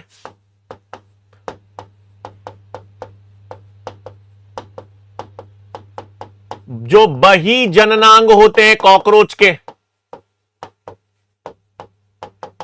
एक्सटर्नल जेनिटेलिया जिसे हम कहते हैं, उनको हम कहते हैं बच्चों गोनेपोफाइसिस या फेलोमियर्स।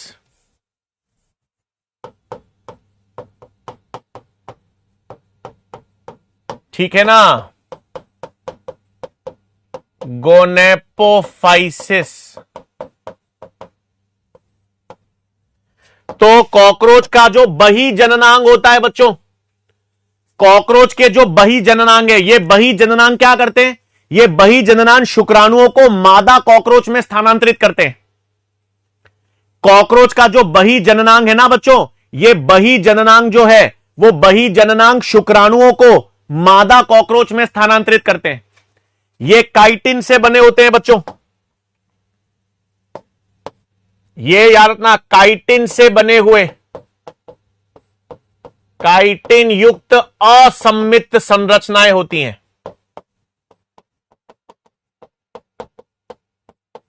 ये सारे जो बही जननांग होते हैं इनमें काइटिन पाया जाता है और असममित, ठीक है ना, मतलब कोई ये इनमें सम्मिति नहीं होती।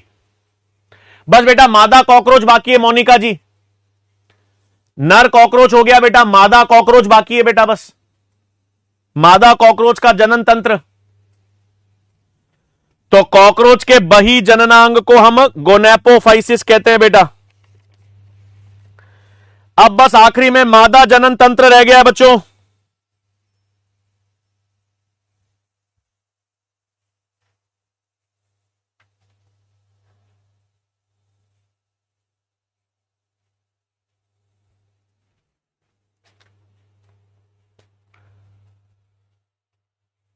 ठीक है, अब अपने पास मादा जनन तंत्र, अब दूसरा बच्चों नर जनन तंत्र पढ़ लिया था, अब मादा जनन तंत्र।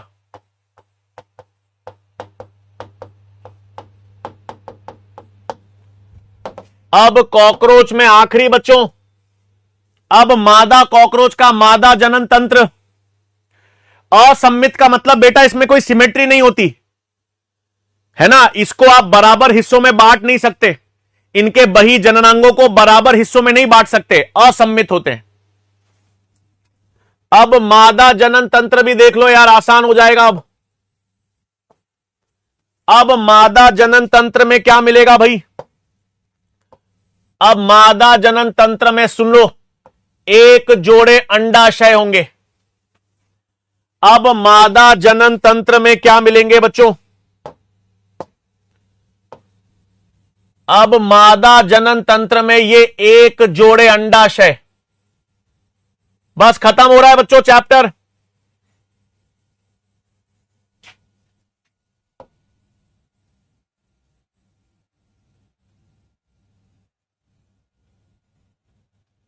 ठीक है ना, तो ये अपने पास एक जोड़े क्या हो गए बच्चों, अंडाशय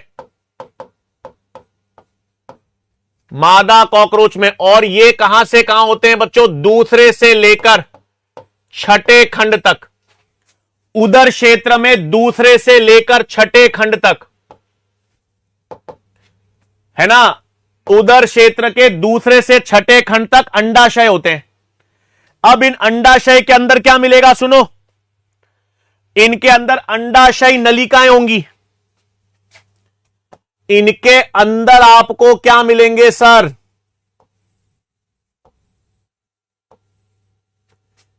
इन अंडाशय के अंदर आपको अंडाशय नलिकाएं मिलती हैं, ओवरियोल्स 8।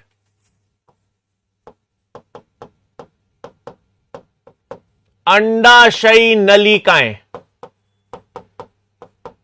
हर अंडाशय में 8 होती हैं। हर अंडाशय के अंदर, हर अंडाशय के अंदर 8 अंडाशय नलिकाएं होती हैं, ठीक है। और इसके अंदर अंड कोशिका बनेगी बच्चों, इसके अंदर अंड कोशिकाएं बनेंगी।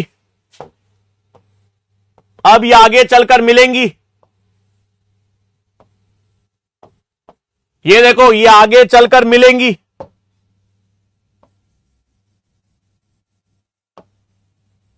ये आगे चलकर देखो मिल रही हैं।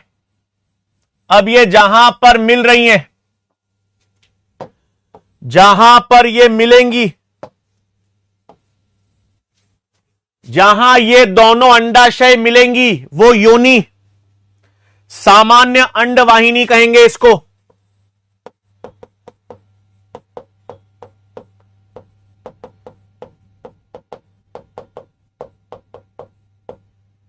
सामान्य अंडवाहिनी मिलेगी।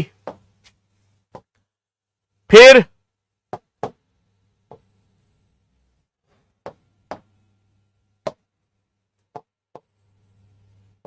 अब फिर अंदर देखो यहां पर क्या होगा, इसके नीचे यहां पर क्या होगा सर, यह जनन कोष्ठ है। यह मादा कॉकरोच का जनन कोष्ठ, यहीं पर निषेचन होगा, यहीं पर निषेचन होगा। हां बेटा, कल नया चैप्टर, आज तो ये खत्म कर लें। तो ये जनन कोष्ठ होता है बच्चों।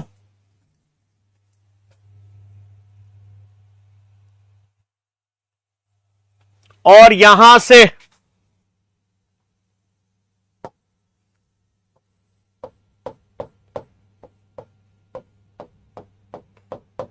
अब ये यहां से सर ये ग्रंथियां निकलेंगी, हम श्लेषक ग्रंथियां।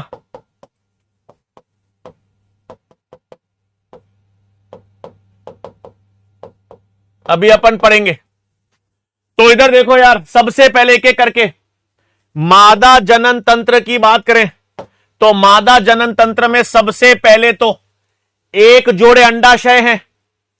मादा जनन तंत्र में एक जोड़े अंडाशय हैं, उदर के दूसरे से छठे खंड में।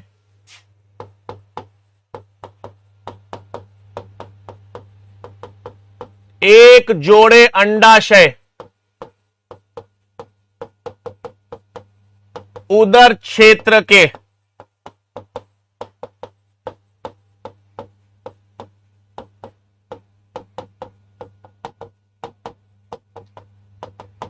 सही बात है, दूसरे से छठे खंड में एक जोड़े अंडाशय मिलेंगे बच्चों, बिल्कुल मिलेंगे। फिर प्रत्येक अंडाशय में, नेक्स्ट पॉइंट,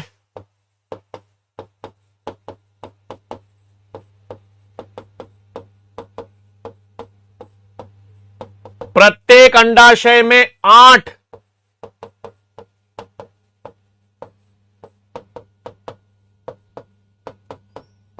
अंडाशय नलिकाएं।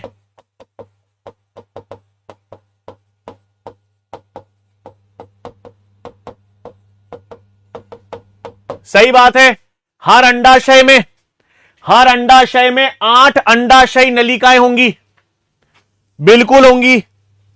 और इनके भीतर परिवर्धित अंड कोशिकाओं की श्रृंखला होंगी। इन नलिकाओं के भीतर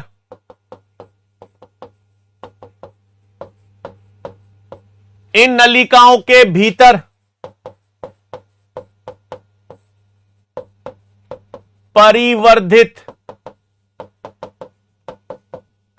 अंड कोशिकाओं की श्रृंखला होंगी।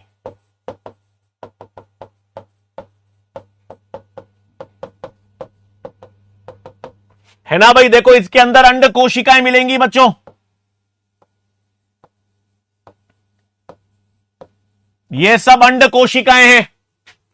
ये अंड कोशिकाएं जैसे जैसे विकसित होती जाएंगी नीचे आ जाएंगी, अंड कोशिकाएं जैसे जैसे विकसित होती जाएंगी नीचे आ जाएंगी। सही बात है, इनके भीतर अंड कोशिकाएं होंगी। अब ये अंडाशय नलिकाएं मिलकर सामान्य अंडवाहिनी बनाएंगी बच्चों। फिर नेक्स्ट पॉइंट,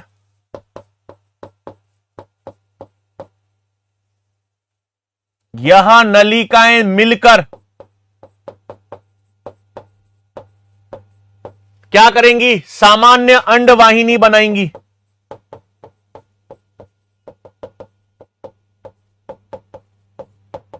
सामान्य अंडवाहिनी या जिसको हम कहते हैं योनि बनाती है।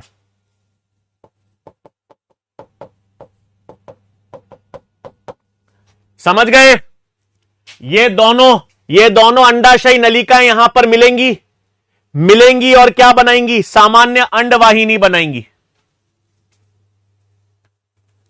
क्लियर बात है बच्चों।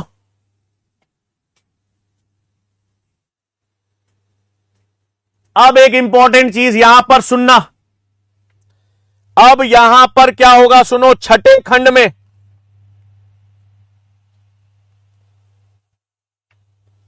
अब छठे खंड में सुनना एक और चीज, देखो क्या होगा सुनो।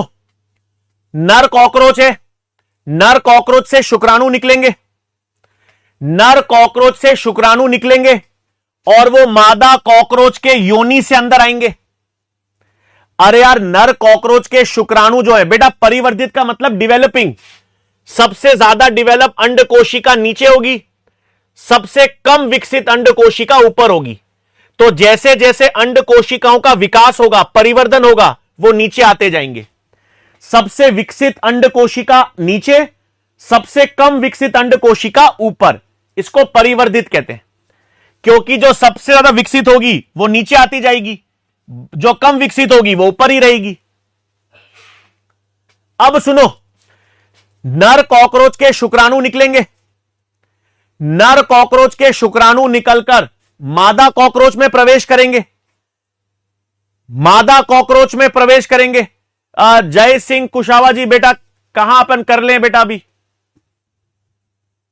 ठीक है, राजकुमार जी आ जाओ, देख लेते हैं बेटा एक बार। तो नर कॉकरोच के शुक्राणु निकलकर मादा कॉकरोच के योनि में जाएंगे और फिर कहां संचित रहेंगे? फिर यहां पर एक शुक्रग्राहिनी होगी, एक शुक्रग्राहिनी होगी बच्चों, सुनना। एक शुक्रग्राहिनी होती है, ग्राहिका, जिसको शुक्राणुधानी कहते हैं। तो नेक्स्ट पॉइंट देखो, नेक्स्ट पॉइंट समझो बच्चों। छठे खंड में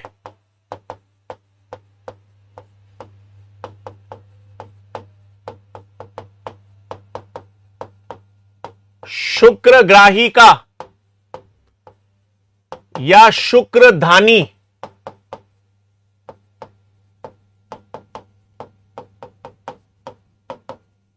स्पर्मैथिका पाई जाती है।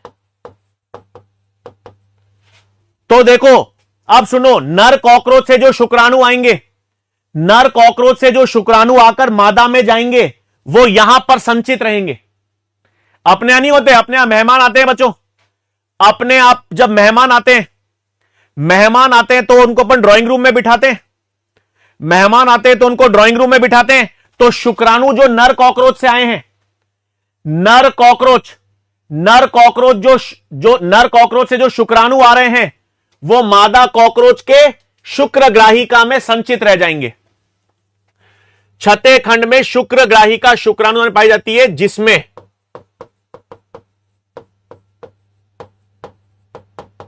जिसमें शुक्राणु कुछ समय तक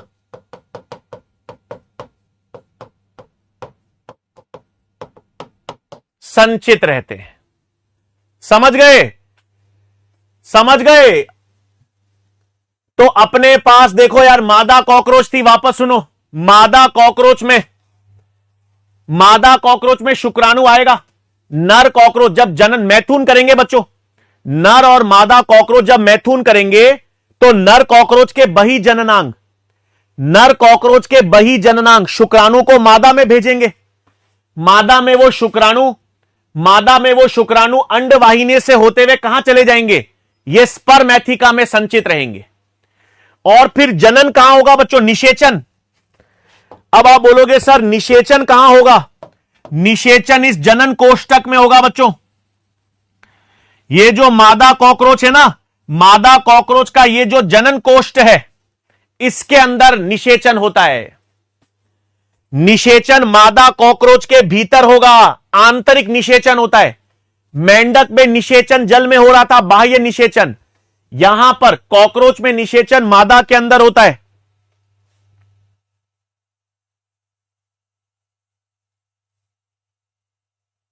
जनन कक्ष या जनन कोष्ठ में निषेचन करेंगे, तो निषेचन इधर होगा बच्चों। तो नेक्स्ट पॉइंट क्या हो गया? अब नेक्स्ट पॉइंट, शुक्राणु एवं अंड कोशिका का निषेचन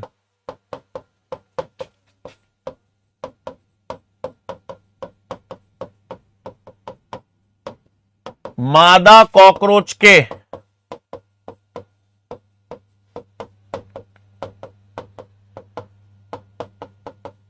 जनन कक्ष या जनन कोष्ठ में होता है ना? मतलब कॉकरोच में क्या हो रहा है बच्चों?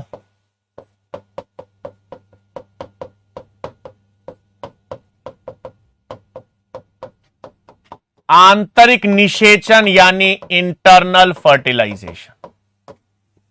निषेचन आंतरिक होगा भाई, आंतरिक निषेचन होगा, आंतरिक निषेचन होता है। अब सुनो,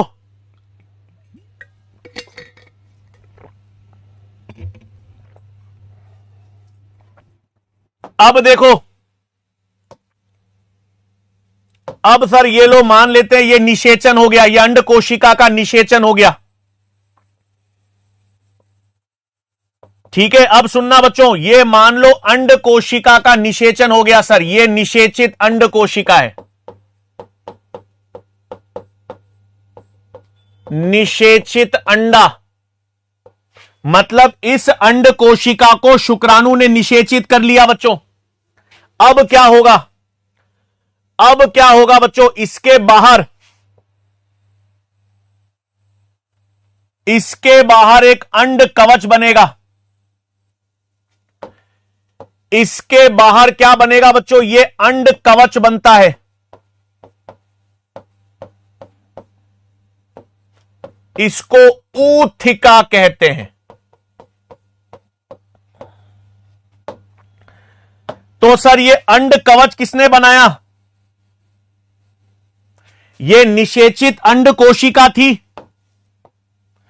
ये निषेचित अंड कोशिका थी। इसके बाहर एक अंड कवच बना, इसके बाहर एक अंड कवच बना जिसको ऊथिका कहते हैं। ये कौन बनाता है सर, ये कौन बनाता है, ये बनाती है बच्चों ये श्लेषक ग्रंथियां। मादा कॉकरोच में ये श्लेषक ग्रंथियां हैं, मादा कॉकरोच में ये श्लेषक ग्रंथियां हैं। यही ग्रंथियां बच्चों अंड कवच या ऊथिका बनाती हैं। तो आपके पास यहां पर ध्यान में रखना है, मादा कॉकरोच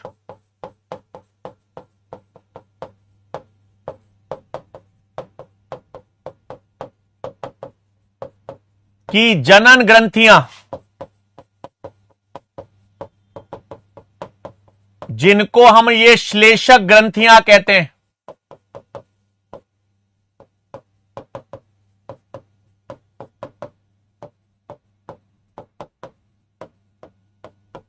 अंड कवच ऊथिका का निर्माण करती हैं।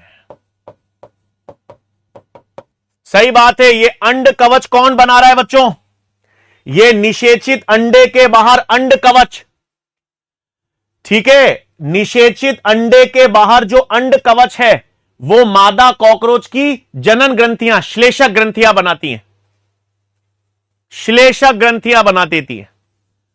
ये अंड कवच होता है बच्चों, इसको ऊथिका कहते हैं। तो एक बार में सुन लो, ये लाल भूरा संपुट है, ये अंड कवच होता ही क्या है सर, अंड कवच लाल भूरा संपुट ही तो है, इसलिए मैंने इसको लाल बनाया है। ये लाल या भूरे रंग का संपुट होता है। अब एक बार में सुन लो, एक बार में मादा कॉकरोच, अच्छा सॉरी यार, सातवां, सॉरी बच्चों, ये पांचवा कर लो यार, ठीक है कोई दिक्कत नहीं, माफी दे दो, माफी दे दो। बस बेटा PYQ बस 5 मिनट के अंदर चालू कर रहे हैं बेटा, ठीक है। तो अब देखो यार, एक बार में मादा कॉकरोच 9 से 10 अंड कवच का निर्माण करती है। एक बार में ऐसे कितने अंड कवच बनते हैं बच्चों, 9 से 10 बनते हैं, और एक अंड कवच में 14 से 16 निषेचित अंडे होते हैं एक बार में। बेटा 2500 से 3 बजरंग जी वो मेंढक में होते हैं बेटा, वो मेंढक में होते हैं बेटा, ये कॉकरोच है। तो एक बार में मादा कॉकरोच 9 से 10 अंड कवच। नेक्स्ट पॉइंट ले रहा हूं,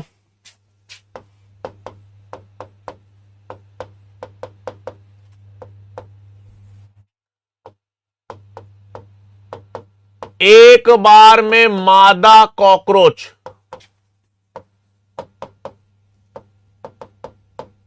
9 से 10 अंड कवच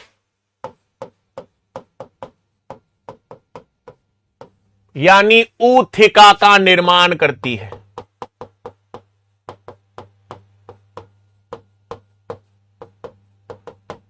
और एक अंड कवच में बच्चों, प्रत्येक अंड कवच में 14 से 16 निषेचित अंडे होते हैं। यह याद रखना, प्रत्येक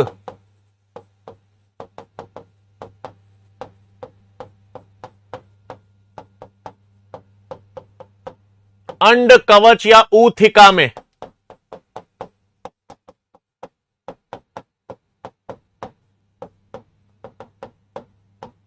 14 से 16 निषेचित अंडे पाए जाते हैं।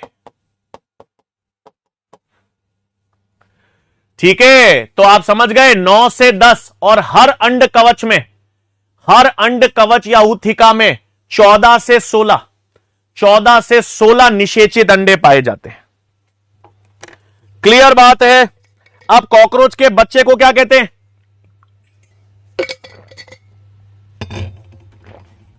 अब आखिरी पॉइंट बच्चों, कॉकरोच के बच्चे को क्या कहते हो? कॉकरोच के बच्चे को या कॉकरोच के लार्वा को निम्फ। जैसे मेंढक के बच्चे को टैडपोल कहा था, मेंढक के बच्चे को टैडपोल कहा था, इसी तरह से कॉकरोच के बच्चे को निम्फ।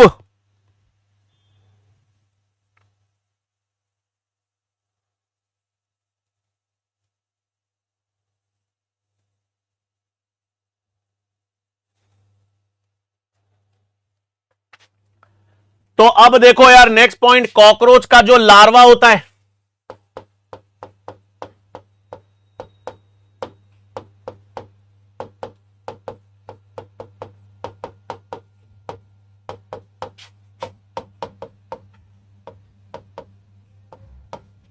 कॉकरोच के लार्वा को निम्फ कहते हैं, है ना बच्चों? और यही जो निम्फ है, यही कॉकरोच का जो निम्फ लार्वा है, कॉकरोच का जो बच्चा है, यही आगे चलकर वयस्क बनता है।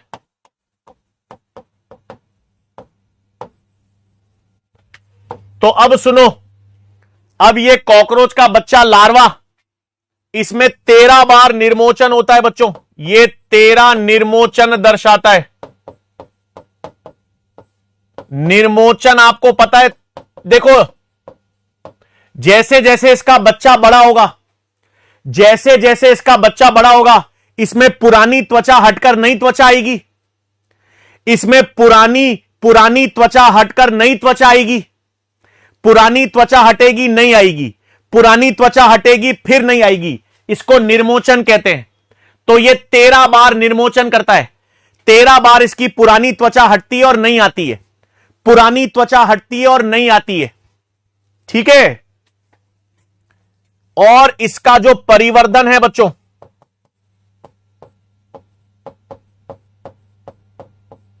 इसका परिवर्धन हम कहते हैं पौरा मेटाबोलस होता है। पौरा मेटाबोलस प्रकार का मतलब अपूर्ण। पौरा मेटाबोलस का मतलब क्या होता है बच्चों? देखो, इसमें निम्फ और वयस्क लगभग समान होते हैं। इसका मतलब है निम्फ तथा एडल्ट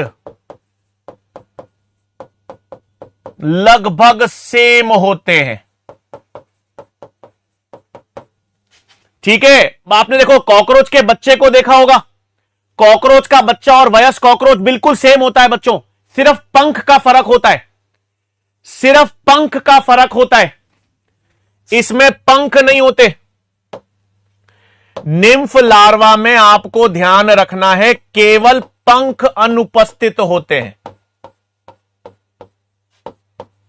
बाकी एडल्ट्स के समान होता है। समझ रहे हो? कॉकरोच के बच्चे में और कॉकरोच के बड़े कॉकरोच में सिर्फ पंख का फर्क होता है बच्चों। कॉकरोच का बच्चा हूबहू वयस्क जैसा होता है। कॉकरोच का बच्चा हूबहू वयस्क जैसा होता है, केवल पंख नहीं होते, केवल पंख का फर्क होता है। तो निम्फ और एडल्ट लगभग सेम होते हैं, केवल पंख का फर्क है, केवल पंख का अंतर होता है। तो जब बच्चा वयस्क में विकसित हो रहा है, जब बच्चा वयस्क में विकसित हो रहा है तो उसमें केवल पंख आते हैं, बाकी कोई जरूरत नहीं है, बाकी सेम है। अनुराधा बेटा, मैथुन का मतलब होता है लैंगिक जनन, लैंगिक जनन करना। क्लियर बात है भाई।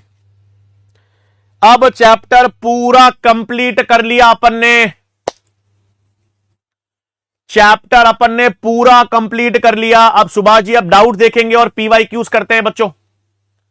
अब अपने डाउट देखेंगे और पीवाईक्यूज करेंगे। आ जाओ, चैप्टर पूरा कंप्लीट हो गया है बच्चों,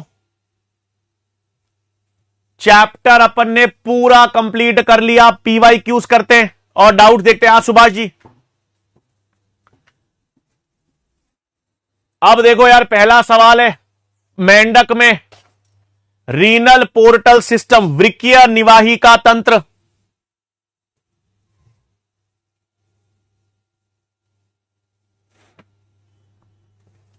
renal portal system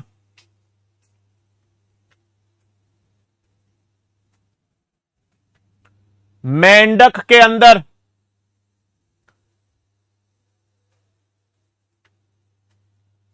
renal portal system क्या करता है बच्चों, अपन ने देखा था। वैसे अपन इसको मानव कारिकी में विस्तार से देखेंगे।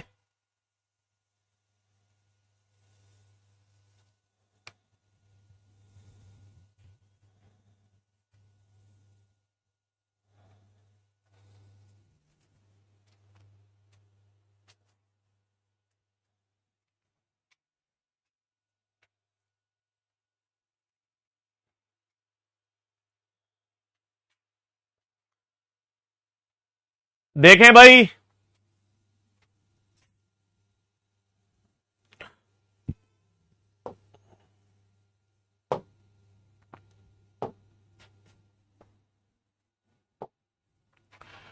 चौपन प्रतिशत बच्चों ने सही जवाब दिया है। दिलकेश, मीना जी, रावल, युवराज, पार्थ, उदय, अंशुल, फैजल, समर्थ, कुमकुम, रवि, बहुत अच्छा। देखो बेटा, बताया था यहां पर मैंने, देखो जब हिपैटिक आता है,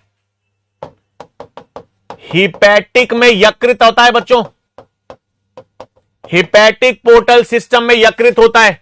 रीनल का मतलब था किडनी, वृक्क, अपशिष्ट पदार्थ को हटाते हैं। तो आंत हटा दो, लिवर हटा दो, क्या बचा बच्चों, बी। जब शरीर के निचले हिस्सों से अपशिष्ट जाता है, अपन ने पढ़ा था मेंढक में दो होते हैं, मेंढक में दो तरह के पोर्टल सिस्टम होते हैं, ठीक है ना। अब एक बार डाउट देखें बच्चों।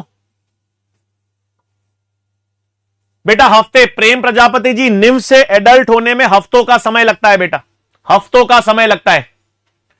जानवी जा, देखो बेटा इसमें बेसिकली आपको मेंढक ही पढ़ना है बच्चों इस चैप्टर में। वैसे बता रहा हूं नए सिलेबस के हिसाब से 2024 से पहले तो इसमें जंतु तक पर भी सवाल आते थे और कॉकरोच पे भी सवाल आते थे, लेकिन 2024 लास्ट के 2 सालों में बेटा इस चैप्टर में सिर्फ मेंढक रह गया है, ठीक है बेटा। क्वेश्चन आपको पीडीएफ में मिल जाएंगे बेटा, लिखने की जरूरत नहीं है। बलदेव जी, लार्वा श्वसन कैसे करता है बेटा, इसमें लार्वा और वयस्क कॉकरोच सेम है, ट्रैकियल नलिकाएं होती हैं। कॉकरोच के लार्वा में भी ट्रैकियल श्वसन नलिकाएं बेटा, सिर्फ पंख का फर्क है, बाकी सेम सिस्टम है। इनके बच्चे में सारे वयस्क लक्षण होते हैं बेटा। दिलकेश जी, टेस्ट एनालिसिस बेटा, सबसे पहले आप देखो आपने गलतियां कौन से सवालों में की है। सबसे पहले आपको यह देखना है कि आपने कौन से सवालों में गलतियां की है। क्या वो गलती आपको सवाल समझ नहीं आया था इसलिए हुई है, सिली मिस्टेक हुई है, या आपने वो पढ़ा हुआ ही नहीं है। अगर कोई ऐसा सवाल आपका गलत हो रहा है जो आपने पढ़ा हुआ नहीं है तो उसको अच्छी तरह से पढ़ो। अगर आपने सिली मिस्टेक की है तो आपको ध्यान में रखना है थोड़ा सा उसको, उस सवाल को समय ज्यादा दो। और अगर आपने ऑप्शन गलत टिक कर दिया है बेटा तो वो आपको खुद ही इंप्रूव करना पड़ेगा, है ना। टिम्पैनम क्या होता है बेटा, कान, मध्य कान जो होता है ना, मध्य कान जो मिडिल ईयर होता है बेटा, उसको मिडिल ईयर में जो कान का पर्दा होता है उसको टिम्पैनम कहते हैं। ठीक है, अब एक चीज सुन लो यार बच्चों, एक चीज मेरा मतलब बता रहा हूं, क्योंकि काफी बार आप कहोगे सर बाकी सारे टीचर तो सर एनसीईआरटी की रीडिंग भी करवाते हैं, बाकी सारे टीचर सर चैप्टर खत्म होने के बाद बीच में एनसीईआरटी की रीडिंग भी करवाते हैं। एक चीज मैं आपको बताता हूं बच्चों, और दिल पर हाथ रख के बता रहा हूं, मेंढक अगर आपने पढ़ा होगा एनसीईआरटी से, सुनो मेंढक कर लिया अपन ने, मेंढक ही इंपॉर्टेंट है, ऐसा कोई भी बिंदु नहीं है बेटा जो एनसीईआरटी का मैंने छुड़ा दिया हो आपको। मेरा यह मानना है बेटा कि एनसीईआरटी की रीडिंग से क्या फर्क पड़ता है बेटा, एनसीईआरटी तो सबके पास है।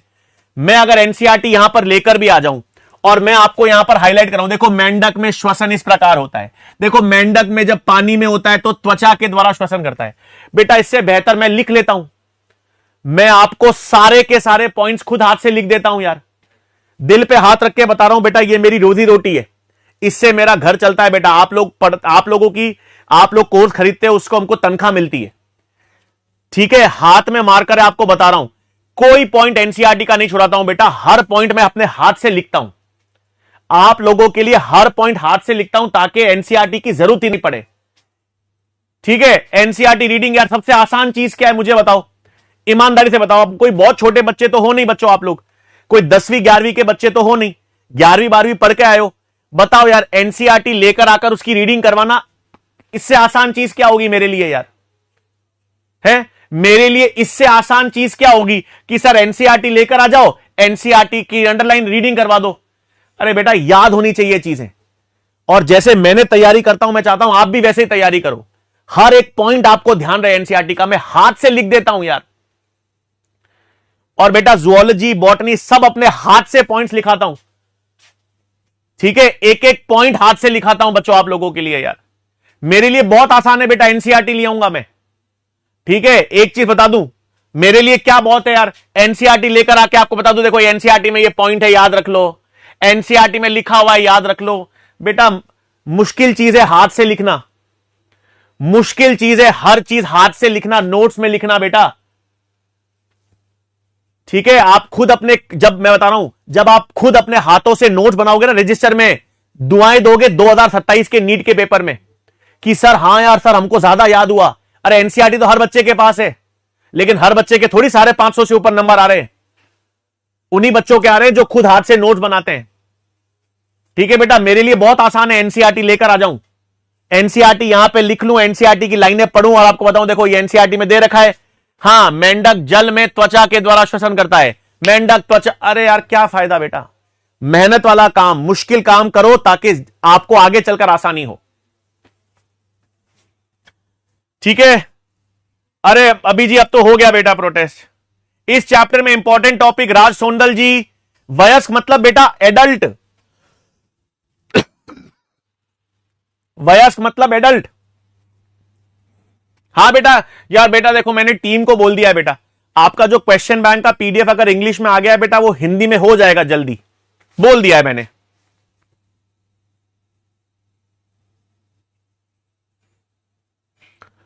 सुभाष यादव जी घबराने की बात नहीं है बेटा, बिल्कुल भी कोई घबराने की बात नहीं है। इस टेस्ट में भले ही जंतु तक पे सवाल आ जाएंगे, कोई दिक्कत नहीं है। नीट में आपका इस चैप्टर से सिर्फ मेंढक के सवाल आने हैं, नीट का पेपर होगा उसमें आप मेंढक के सवाल आने, मैं फिर बता रहा हूं घबराओ मत। 2 साल पहले आते थे सवाल जंतु तक के, और वो जंतु तक बेटा मैं मानता हूं आप लोगों के साथ हो सकता है कुछ पेशियों के सवाल आए होंगे बेटा, और मैंने आपको पहले आपसे माफी मांग ली थी, पेशिया में मानव कार्यकी के साथ कराऊंगा बेटा। मैंने इस चैप्टर में नहीं पढ़ाई है, लेकिन अगले चैप्टर में पेशियां आपको पूरी कराऊंगा। तंत्रिका भी पढ़ेंगे बेटा, तंत्रिका तंत्र में सब कर लेंगे बेटा। ठीक है ना सुभाष जी, चलो यार बढ़िया, लिख कर पढ़ो बेटा, मैं बार बार कहता हूं कैसे पढ़ना है, जैसे मैं पढ़ा रहा हूं लिख रहा हूं नोट्स, आप भी कॉपी में नोट्स लिखो, लिख कर पढ़ोगे, लिख कर ज्यादा याद रहेगा। शॉर्ट ट्रिक्स में मत फंसना, शॉर्टकट मत अपनाना। अरे सर नोट्स क्यों बनाए सर, एनसीईआरटी में ना रीडिंग मार लेंगे तभी नंबर कम आते हैं, तभी नंबर कम आएंगे बता रहा हूं सर। हां इसको पढ़ लेंगे, लिखने की क्या जरूरत है सर, इतनी मेहनत क्यों करें, शॉर्टकट बता दो, कभी काम नहीं होगा, कभी काम नहीं होगा। हमेशा मुश्किल काम जिसमें समय लग रहा है उसी तरह से करो, लिख कर करो, समय लग रहा है लगने दो, आगे जाकर बहुत आसान हो जाएगा सिस्टम। ठीक है बेटा, टिश्यू पढ़ेंगे अपन, मानव कार्यकी के साथ बहुत सारी चीजें वापस पढ़ेंगे अपन। मसल्स देखो, मैंने कहा था बेटा पेशियां है ना, अपन मानव कार्यकी के साथ पढ़ाऊंगा। न्यूरॉन्स, तंत्रिका जो है, तंत्रिका है वो अपन नर्वस सिस्टम के साथ पढ़ेंगे, है ना। निर्मोचन बता दिया बेटा मैंने। स्किन हटने से क्या होता है दिशा जी, वो बड़ा होगा ना साइज में, छोटा कॉकरोच होगा, वो जब बढ़ेगा तो उसकी पुरानी त्वचा हटेगी, तभी तो नहीं आएगी। उसको निर्मोचन कहते हैं बेटा, उसको निर्मोचन कहते हैं। ठीक है ना। चलो आ जाओ नेक्स्ट सवाल। नेक्स्ट सवाल बच्चों, एनल सर्की तिलचट्टे के दोनों लिंगों में। नेक्स्ट सवाल,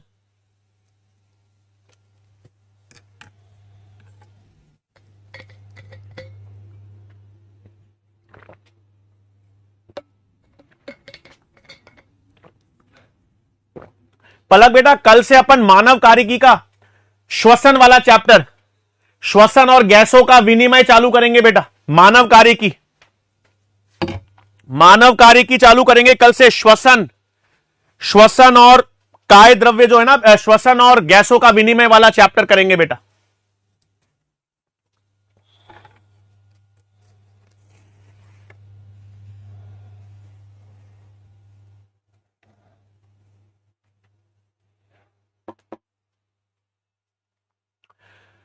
ठीक है, आ जाओ भाई, करें इसको फटाफट, अब तो दिक्कत होगी नहीं इसमें तो।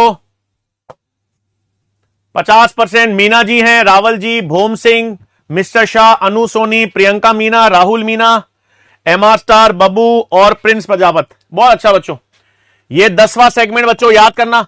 नर और मादा कॉकरोच दोनों में ये गुदिया लूम होते हैं, और याद करना वो एनल स्टाइल्स जो होती हैं बच्चों, ये एनल स्टाइल्स केवल नर कॉकरोच में होती थी 90 खंड पर उदर के, याद आया।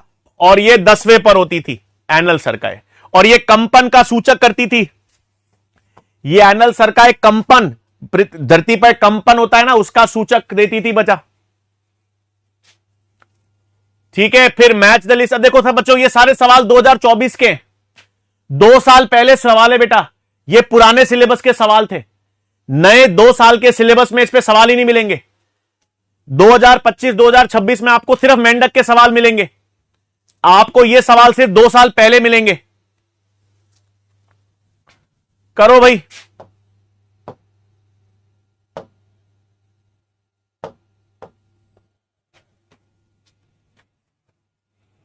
ये सब पढ़ा हुआ है बच्चों अपन ने।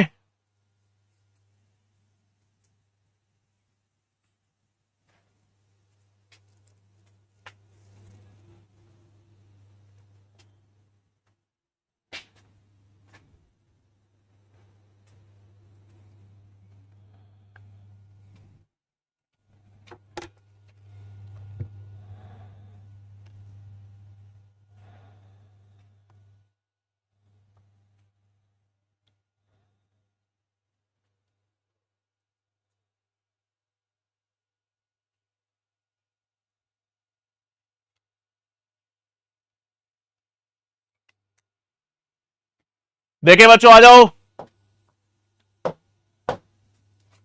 60%, बहुत अच्छा यार। दिलकेश मीना जी नंबर 1 पर है, रावल जी नंबर 2 पर है, फैजल खान नंबर 3 पर है, पार्थ, शाह, भूम सिंह, युवराज, विकास, अरविंद, राधा सैनी, डॉक्टर विश्वास, लालचंद सैनी। बहुत अच्छा बच्चों। देखो यार, एक कोशिकीय क्या आएगा बच्चों, गॉबलेट सेल्स, कंपाउंड संयुक्त उपकला मुख गुहा में होती है, बहुकोशिकीय लार ग्रंथियां हैं, अंतःस्त्रावी अग्नाशय है। तो इसका सही जवाब क्या हो गया बच्चों, डी हो गया।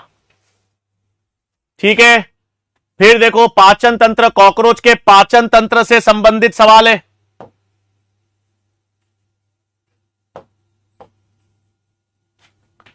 ठीक है, भोजन को संचित करने वाला 6 से 8,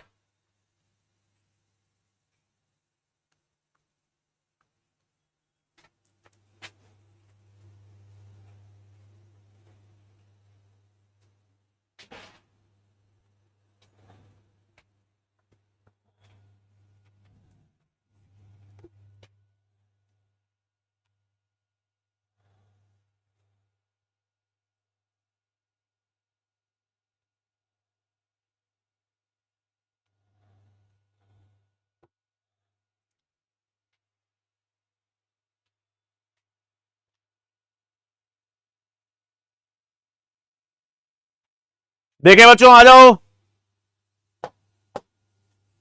56%। लालचंद, रिया, शाह, टॉपर, पार्थ, नजरा, प्रियंका, मीना जी, सुहानी, बजरंग, नरेश सिंह। देखो यार, भोजन को संचित कौन करता है बच्चों? अन्नपूट। 6 से 8 अंध नलिकाएं, जठर अंधनाल। 100 से 150 मालफीजियन नलिकाएं।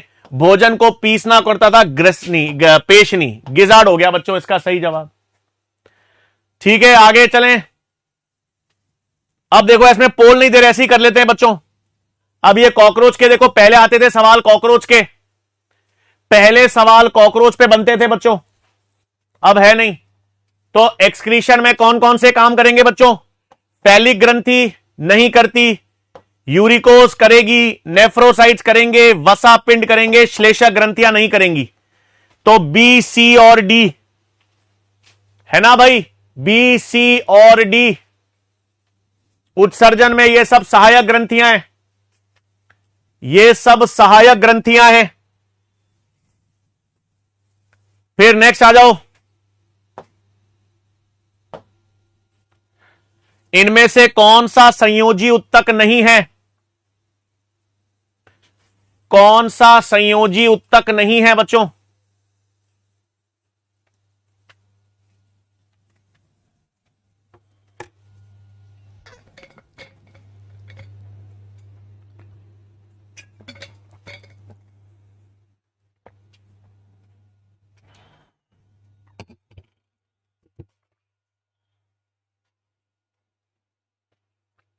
कौन सा संयोजी उत्तक नहीं है? आसान है बच्चों।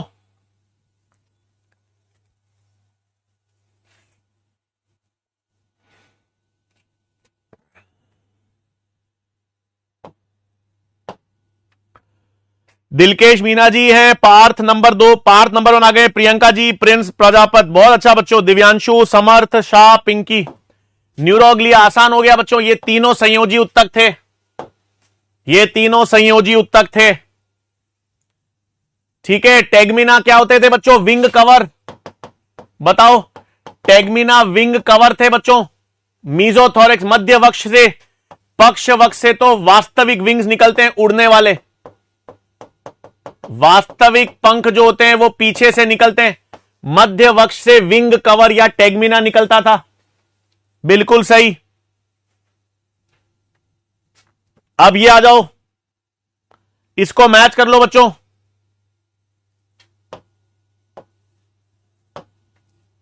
श्वसनी, श्वसनी का में क्या होगी बच्चों? सीलिएटेड, पक्षमाभ वाली।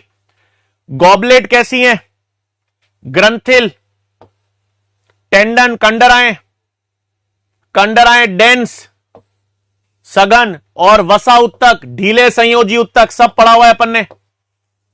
ये सब देखो बच्चों, ये 2-2, 3-3 साल पुराने सवाल है, 2025-26 में आपको ये नहीं मिलेंगे। ठीक है, अब ये सवाल आज ही पढ़ा अपन ने। अगर तिलचट्टे का सिर हटा दिया जाए तो कुछ ही जीवों तक जीवित रह सकता है, क्योंकि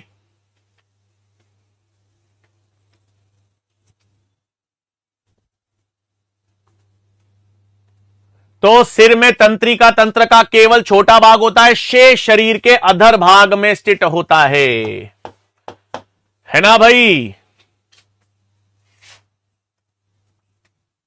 ठीक है, तो इसमें पास बी ऑप्शन हो गया।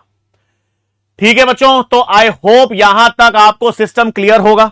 देखो, ये चैप्टर में बहुत सारी ऐसी चीजें अपन ने पढ़ी हैं जो पुराने सिलेबस में थी। नए सिलेबस में इसमें मेंढक के सवाल हैं, ठीक है ना? मेंढक आपने बढ़िया तरीके से तैयार कर लेना। कल फिर अपन बच्चों नया चैप्टर, अब कल से मानव कार्यकी पढ़ने वाले हैं। ये हो सकता है थोड़ा सा आपको बोर लगा हो, सर यार कहां मेंढक और कॉकरोच पढ़ रहे थे सर। कल से मजा आएगा बच्चों, कल से अपन मानव कार्यकी की बात करेंगे। कल से अपन मानव कार्यकी, और ऐसी मानव कार्यकी पढ़ेंगे बच्चों, एक बार पढ़ना मुझसे, आप लोगों को फील दिला देंगे मानव कार्यकी की। ठीक है बच्चों, कल से फिर मानव कार्यकी चालू करेंगे। तब ये बच्चों, सबको बहुत बहुत धन्यवाद, थैंक यू।